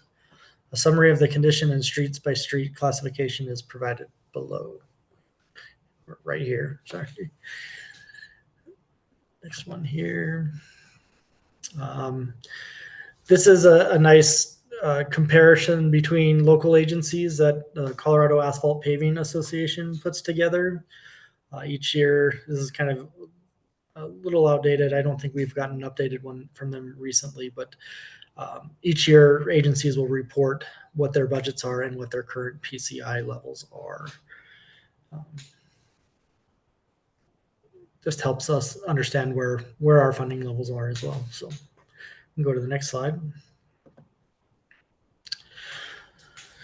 So that was just a recap kind of the pavement program. And with that, we have mobility enhancements that are tied in now with these. Mobility enhancements are coordinated with the pavement management program as a cost-effective and efficient way to make Boulder streets safer for people walking, biking, rolling, driving, and taking transit. Due to available resources, mobility enhancements are typically limited to signage and striping changes, such as new crosswalks or restriped bike lanes, but can sometimes propose more complex elements. Two benefits that I'd like to highlight related to aligning with the PMP are the striping changes that can be incorporated into already planned repaving work, and traffic impacts can be minimized since traffic control is coordinated with the overall PMP scope. And go to the next slide.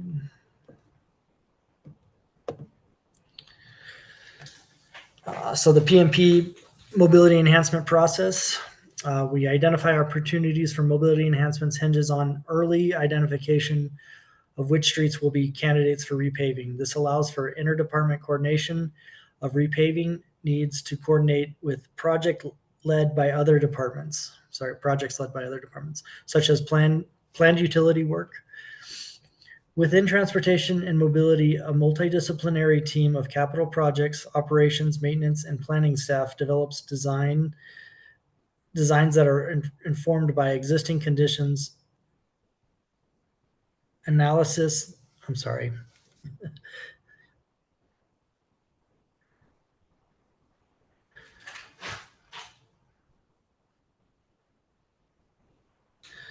My slide kind of got a little.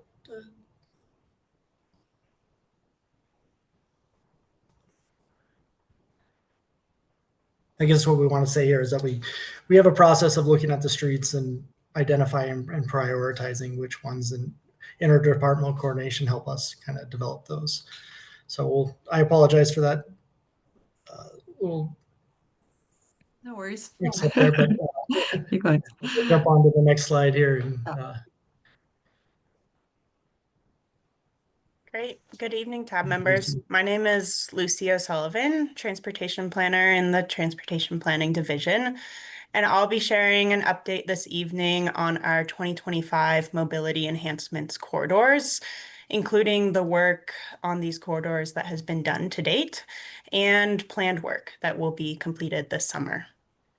So many of our 2025 mobility enhancements corridors are proposed neighborhood green streets, which are low traffic streets prioritized for making biking and walking comfortable for people of all ages and abilities.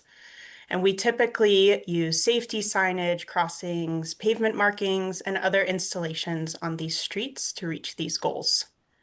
This year, Martin Drive, Ash Avenue, 6th Street, and 11th Street are mobility enhancements corridors, as well as proposed neighborhood green streets. And these streets will receive additional signage and pavement markings after repaving. We also have Colorado Avenue between Folsom Street and 30th Street on our list of 2025 mobility enhancements corridors. Colorado Avenue serves as an important multimodal corridor in our city's transportation network, with high-frequency transit provided by CU's Buff Bus service and significant volumes of people walking, biking, rolling, and driving every day. So we'll jump into Martin Drive, where we're looking from Moorhead Avenue to Table Mesa Drive. We completed advanced concrete work this past fall and winter, and this included curb and gutter repairs as well as curb ramp upgrades to comply with the Americans with Disabilities Act.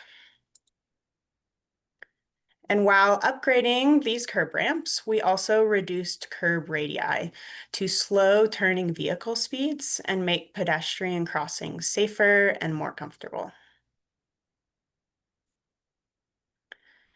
During community engagement with Creekside Elementary School, which is on Martin Drive last fall, we heard a desire for improved access between the school's sidewalk and the sidewalk that connects to the Bear Creek multi-use path.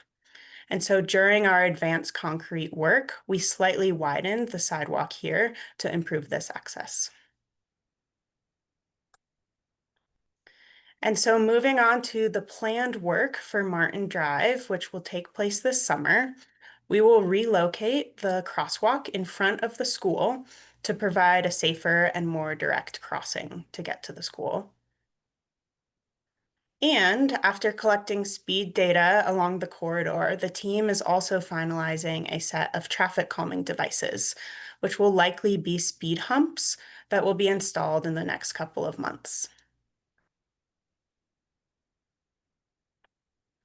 Moving on to Ash Avenue between Lashley Lane and Moorhead Avenue. Last fall and winter, we also completed curb and gutter repairs here, as well as curb ramp upgrades to comply with the Americans with Disabilities Act.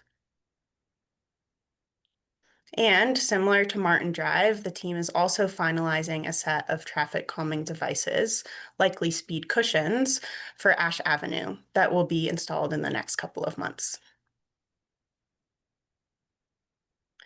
6th Street between Pearl Street and Baseline Road is our next 2025 mobility enhancements corridor. And in addition to curb ramp upgrades throughout the corridor, we relocated the crossing at the Boulder County Justice Center and added a new pedestrian refuge island to enhance pedestrian safety when crossing the street. At the 6th Street and University Avenue intersection, we added curb extensions and relocated the crosswalk to shorten pedestrian crossing distances and increase pedestrian visibility. And at 6th Street and Pleasant Street, we relocated the crosswalk and added a new short section of ADA compliant sidewalk to increase pedestrian visibility and safety. And this improvement provides an enhanced route to Flatirons Elementary School, which is about 2 blocks away. And finally, at 6th Street and Euclid Street, we reduced turning radii to slow turning vehicle speeds and improve visibility. Our last 2025 mobility enhancements corridor that's a proposed neighborhood green street is 11th Street between Arapahoe Avenue and Grandview Avenue. This spring, we constructed new sidewalks on 11th Street to close gaps in the important pedestrian corridor between University Hill and downtown Boulder.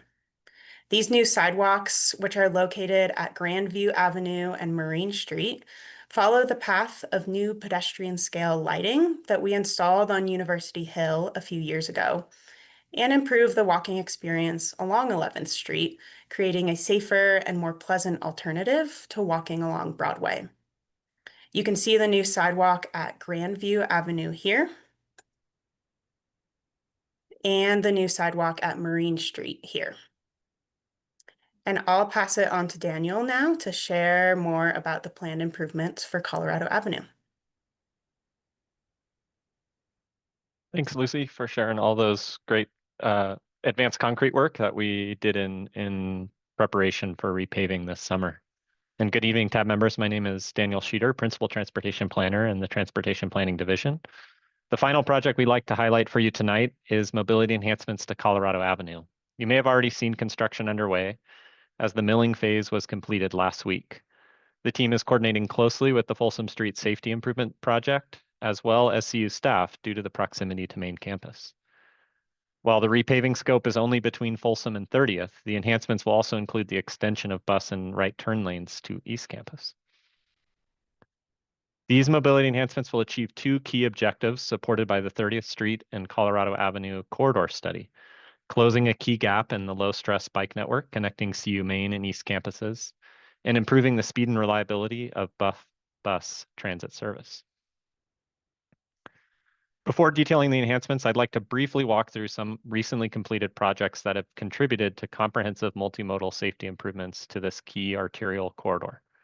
Moving east to west, the first is construction of an enhanced crossing east of 33rd Street that connects the adjacent neighborhood and eastbound bus stop to East Campus on the north side of Colorado Avenue. And I'll highlight these projects I'm mentioning here are not part of the PMP mobility enhancements. These are kind of broader capital projects led by the department, but something that our mobility enhancements does coordinate with here as we work across the entire capital program. Moving west, the city's first protected intersection at 30th Street and Colorado Avenue, which also includes new underpasses, was completed in fall 2023. And the city's second protected intersection at 28th Street and Colorado Avenue was completed the next year in fall 2024. Finally, upon completion of the 28th Street and Colorado Avenue protected intersection project, bus and right turn lanes were installed between Folsom Street and 30th Street to provide faster and more reliable service for the approximately 10,000 bus riders who use the corridor daily. That brings us to this summer's mobility enhancements. And as I mentioned, the Folsom to Regent block is the final missing link to provide a direct, low-stress bike facility connecting CU's main and east campuses. Additionally, bus and right turn lanes, which were installed only to 30th Street last summer, will be extended east to Discovery Drive, kind of beyond the limits of repaving, to support bus transit service. That's highlighted on this map here. Work is underway now as the paving phase began today. The striping layout between Folsom and Region is shown on this slide, and the roadway will be reconfigured to install improved bike lanes with vertical separation to close that kind of final missing link in the corridor for a low-stress bike facility. The eastbound bus and right turn lane on this block will also be made permanent. And finally, a pair of floating bus stops on either side of the Folsom Street intersection will be installed in 2026 in coordination with CU. The separate citywide speed limit setting project will also be implementing a speed limit reduction on the corridor in coordination with completion of the mobility enhancements. And the overall project, including the speed limit reduction, is expected to be complete in 2 to 3 weeks. So that brings us to our next steps: paving operations and restriping, not just on Colorado Avenue, which is slated for completion over the next couple weeks, but also on those other corridors that Lucy mentioned, and some additional neighborhood streets are expected to be complete in July. We'll follow that with supplemental Green Street signing and striping to corridors like Martin Drive and 6th Street later this summer. You may have also seen some parallel CDOT-led repaving projects to the Canyon Boulevard segment of Colorado 119 and the Arapahoe Avenue segment of Colorado 7 within city limits. So staff has been coordinating on those efforts as well, but those are outside of our department's PMP. And the photos on this slide were from today on Colorado Avenue as crews completed paving the westbound lanes between 28th Street and Folsom Street. And that concludes our presentation for this evening. The team's happy to answer any questions you may have. Great, thank you, Daniel and Lucy, appreciate it. Any questions? I've got one, probably a pretty simple one. I'm just wondering if, like, Martin just having been repaved and there not being any traffic calming right now, apart from the changes in turning radii, I'm wondering if this is an opportunity to study vehicle speeds on Martin and similarly on Ash, so that we could evaluate what the impact of those traffic calming devices is once they're installed. Kind of like was, you know, you all were doing, I think, on Moorhead, with a sort of post repaving consideration of what the impact of the absence of the center stripe would be. Yeah, that's a great idea, Michael. I think the team can take that back and consider it. Yeah, we would be, you know, as Lucy mentioned, you know, 1 to 2 months from installing those traffic calming devices on those corridors. So there is kind of a window now with paving being complete prior to when the devices would go in. That is a window to kind of look at what speeds are before and after them. So yeah, we'll take that back and discuss with the team. Thanks for the idea. Yeah, this would be a good opportunity for that. Hernan? Yeah, I have a question. Like, what will be the budget line item cost for the increase of PCI for the city? Like, let's say we want to set a stretch goal of like 80 instead of 75. Or even like, what is the increase? Do you know what will be the increase from like 75 to 76 to 77? Like, is it like $500,000 per point kind of deal? Like, is that possible to calculate? Good question. So I'll jump in here, and James, if feel free to jump in and correct anything if I'm off track here. But it's difficult, Hernan, to say there's a direct correlation. If you put $500,000, it's going to move exactly this number of points, because there's so many variables in a given year on how the pavement might degrade. So we know that it all degrades over time, but there's so many variables that go into it. It's how severe are the next 2 or 3 winters going to be? How many freeze-thaw cycles is the pavement going to be subject to? How much precipitation? Even sometimes when we have really wet years, or if we have really, really hot years, it can all have such an effect on the way a pavement performs that it can be difficult to have that high level of certainty that if you say I'm going to put an additional $1 million, it will guarantee this level of outcome. We know it will go up for sure, but can we guarantee that it will go up a full point? That's something that I, as the capital projects manager, I wouldn't be comfortable committing to, and I don't know that very many others around the state. What I can tell you is that if we have been keeping pace with the level of investment that we had in our pavement management program 10 years ago, when our PCI levels were a little bit higher than they are now, then we would be investing $7 to $8 million per year versus the $5.5 million that we're putting into it right now. So that extra couple million, I'm very uncomfortable saying it will guarantee that it will give us 2 or 3 more points.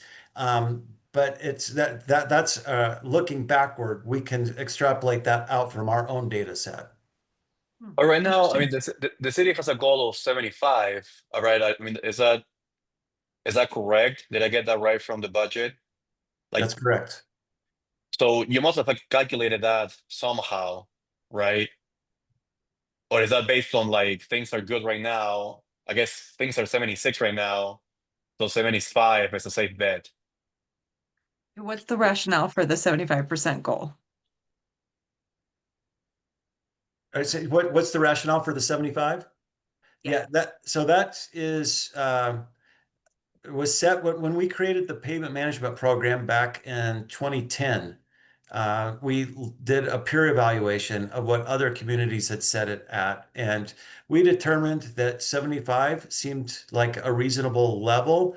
It seemed to be higher than others and not at the highest levels that some other communities had set theirs at. And in consultation with the leadership of the department at that time, 75 was the goal, and we've stuck with it since. So you asking that question probably means that we should ask ourselves, is that still a goal that we should continue to pursue?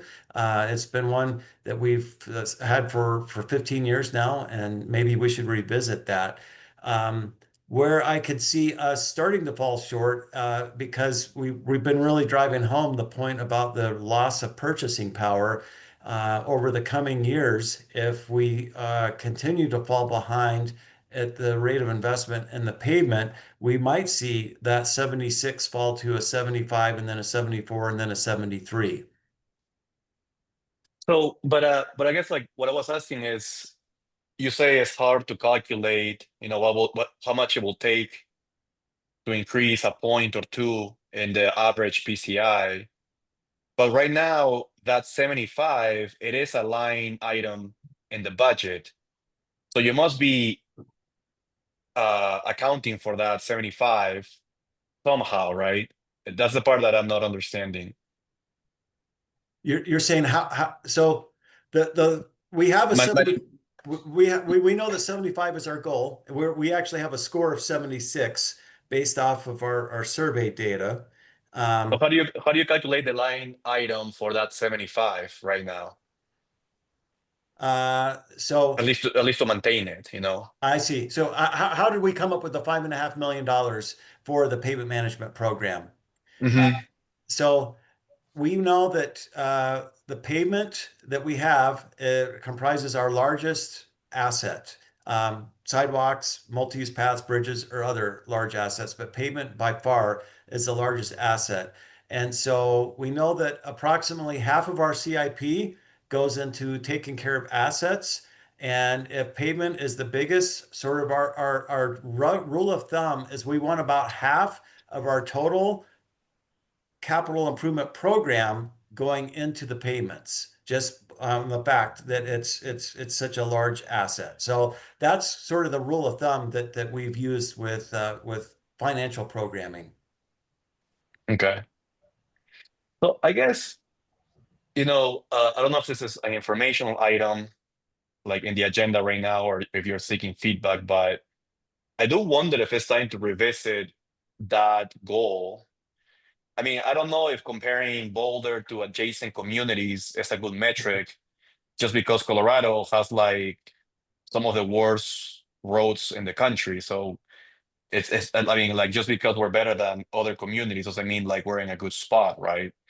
I mean, it seems 75 is decent based on the map. That said, though, I never got feedback when I was in the environmental advisory board from friends when I told them that I was on the board. And now that I'm on transportation, I've heard like a few times about pavement. So I think it's something very, I mean, I know it's not a statistical sample, right? Like it's completely anecdotal, but it is peculiar. And I do feel like pavement is such a visual thing, right? We all drive, we all see like the holes, whatever, like it's very noticeable.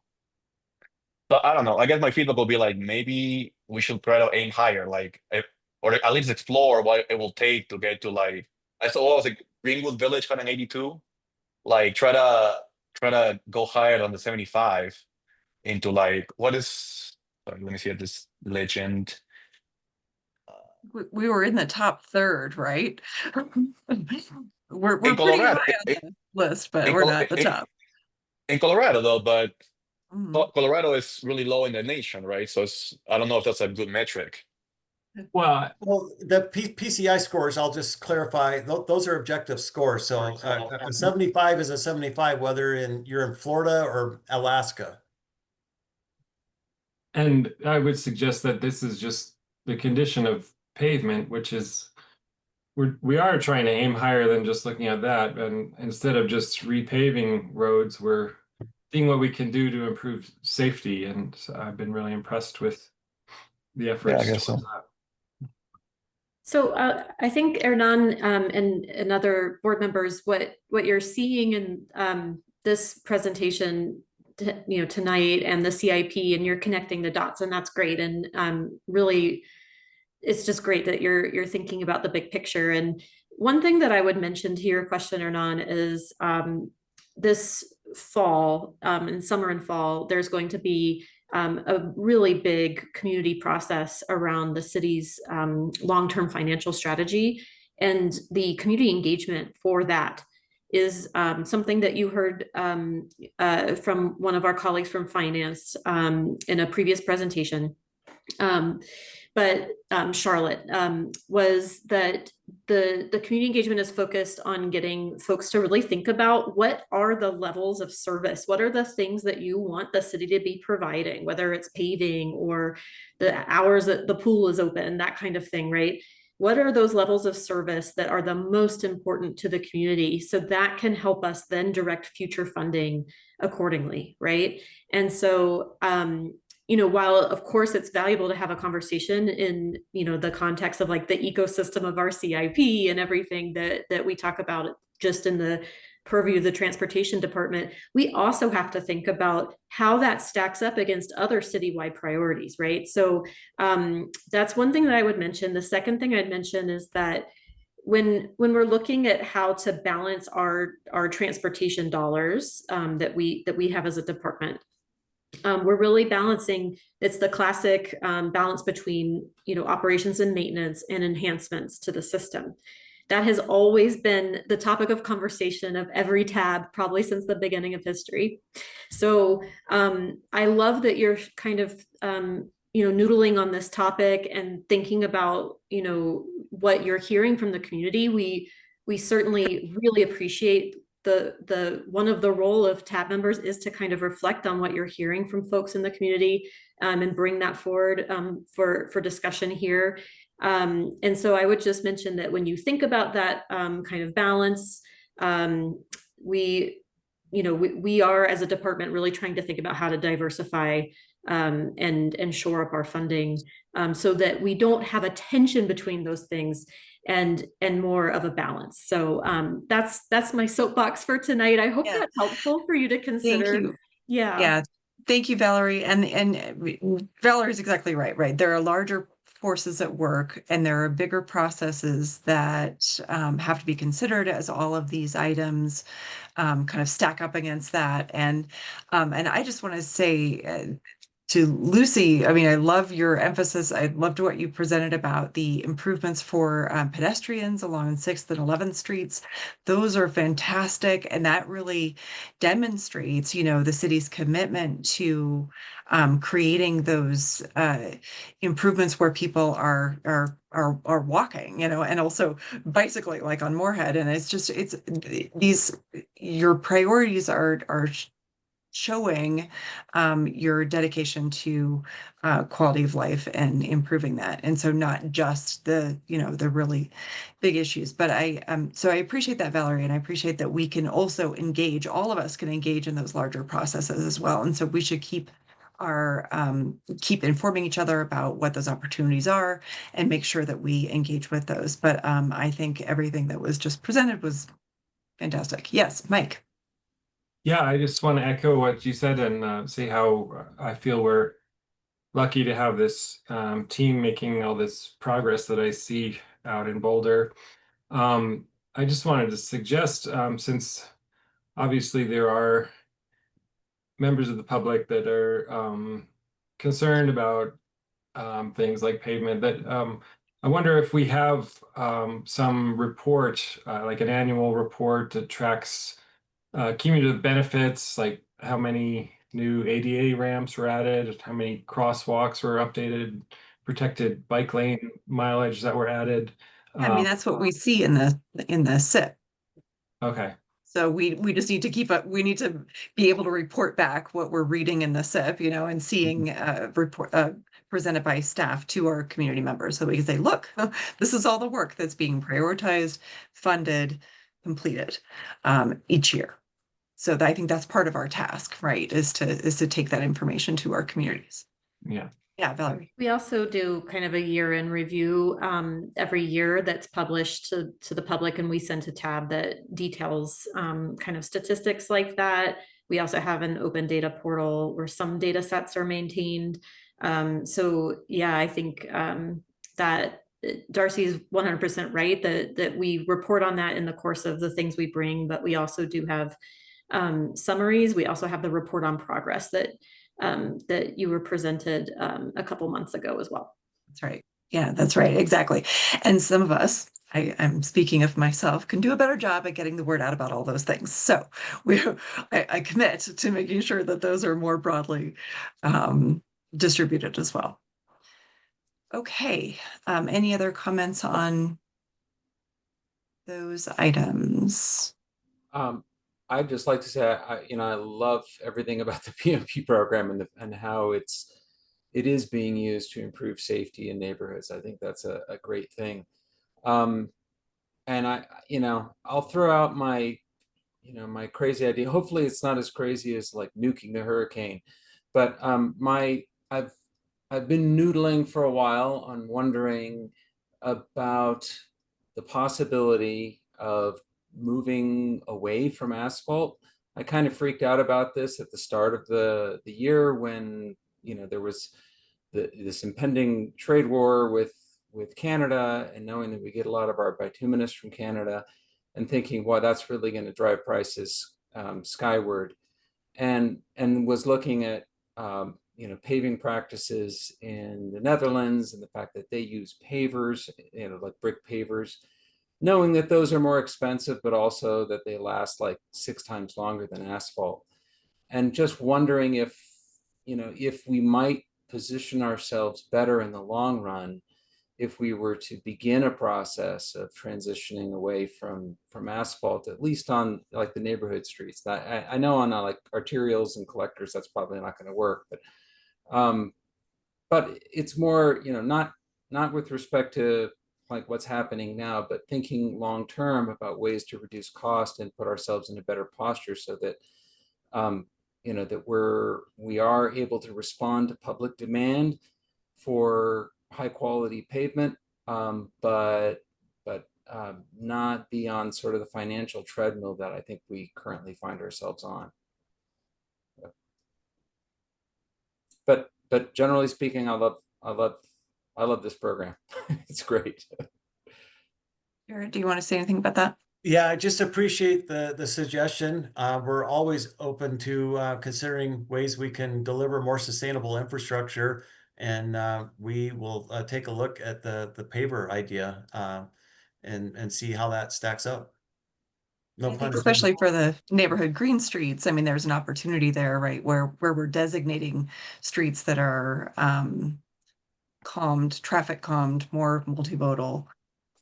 Those could be good candidates because they can kind of look like those streets in other countries that are using those pavers. But the materiality is the engineer's realm, and so we can have other conversations about that. All right, excellent. So we've already had the conversation about the legislative update. Now we'll go to matters from the board. Does anybody have any comments on the SIP bike tour? Oh, sorry, Meredith, did I skip something? You're muted. Did we? Oh, my bad. My oversight. Okay, yeah, we did that because we did the state legislative update. Okay, great. So yeah, matters from the board. Does anybody have any comments on the SIP bike tour? I was not able to attend. Who did go? The 3 of us. Did everybody else go? Okay, great. Trini wasn't there, no. Okay. But yeah, I learned a whole lot, and I'm struggling to remember it all. Yeah, I'm just impressed by the volume and complexity of the projects that are ongoing. Like, Yeah. because I don't see them all, right? I'm not wandering around on 19 North, you know, the northern sections of 19th Street. There's a lot of little corners of the city that I don't get to. But you know, just wandering around and seeing them all like that is really impressive. And I also have the sense that if, you know, if as a tab member, I didn't have a sort of as complete a sense for how extensive our bike network is, that probably a great many of the citizens in this community also don't. And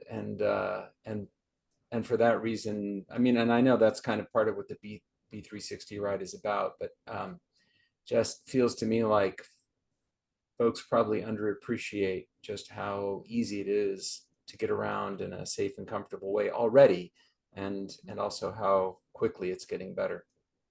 Yeah, absolutely. And I hear the same things with my walking group, the Boulder Ramblers, when we do the Walk 360 and other adventures around town. I mean, those changes to 11th Street are significant.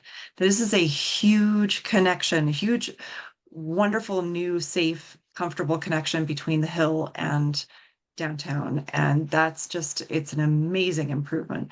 And also on 6th Street, that's part of our Walk 360. And so it's really, really great to see these improvements. And people are impressed, and they do really internalize those changes and say, wow, now I could actually, you know, go from A to B in a way that I hadn't thought about before. So I think by bike or by foot, these improvements are really, if we can, the more attention we can bring to them, the more that people can make those connections and start to use alternative modes. Yeah, Mike. Yeah, I'm sorry, Michael. Yeah, go ahead, Mike. I just wanted to add that I had forgotten that this was a public event, as it must be with the tab members attending. I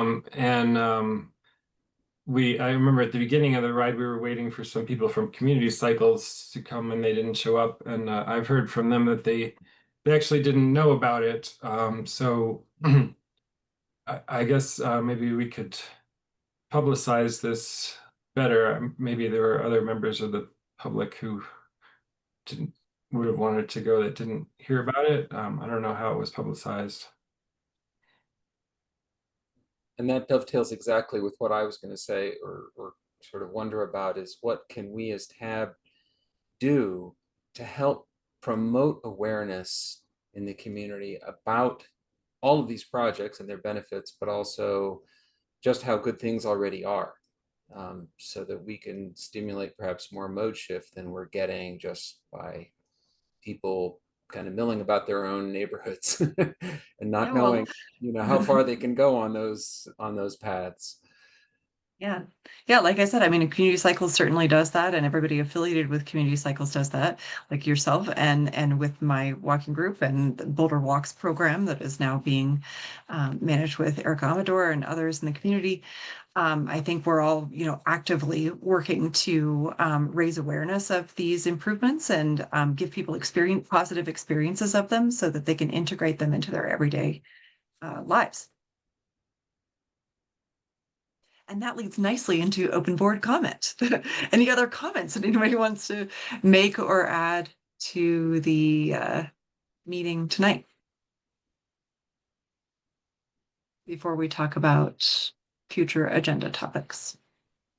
I just wanted to clarify that the bike tour was listed on the TAB webpage, but maybe an email could have gone out or something.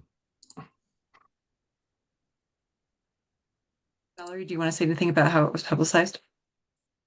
Yeah, we typically post it because it's a convening of multiple tab members. More than two is needs to be a publicly noticed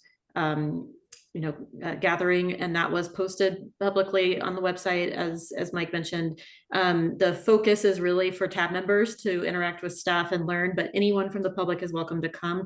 We don't typically publicize that very widely because the focus is so much on tab members. In the future, tab members are welcome to send that out to your networks and broadcast through any organizations you're affiliated with. Thanks. Great. Okay.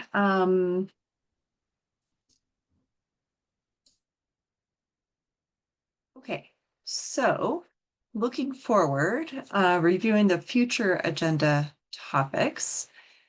We have a second TAB meeting this month on June 23rd, which is a special meeting for the Core Arterial Network North 30th Street Community and Environmental Assessment Process, or SEEP. And then the SEEP for Folsom Street will come to us in July. Valerie, do you want to say anything else about those? Yeah, real quickly, Darcy, thank you for the opportunity to address that. SEEP process, the Community Environmental Assessment Process, is a very meticulous, methodical, really long-term effort to analyze and document a project before it is brought before our appointed and elected officials for approval. So one thing I would just mention is we've had a series of open houses and months and months and months of community engagement for both of these projects. The first one that you're going to be seeing, 30th Street, later this month, has a virtual open house online. And if you just need a refresher, or you hadn't been to one of the open houses and just want to really read up on all the history of the project process, that virtual open house on our website is a really great resource. I would also encourage TAB members, if you are kind of doing your homework before you get the big memo packet that has a big document in it, where you're going to have a lot of content to get through before the meeting. As you're reading up, feel free to reach out to me. I can also connect you with members of our staff if you have any technical questions that you want to just understand as you're considering that body of work before the meeting. I found that that's really helpful in the past for TAB to just have know that you always have that open invitation to contact me if you have a question. You just want to avoid putting things like in a serial email, right, for how we convene our public meetings. So I just wanted to offer that and make sure everyone knew, and because we have some new members. And then additionally, we do have an open house for Folsom tomorrow, so we hope to see you all there. Yeah, and there's a virtual open house option for Folsom as well, open right now. And yeah, they're great virtual open houses. I will say I've done both of them, and they really have lots of wonderful information and an opportunity to provide some feedback. So I encourage everyone to engage with those and attend the in-person open house tomorrow for Folsom. And I would add the new video that's just out about North 30th Street is amazing. It's great. Yeah, fantastic. Okay, great. Anybody have any other topics they'd like to raise for future agenda items?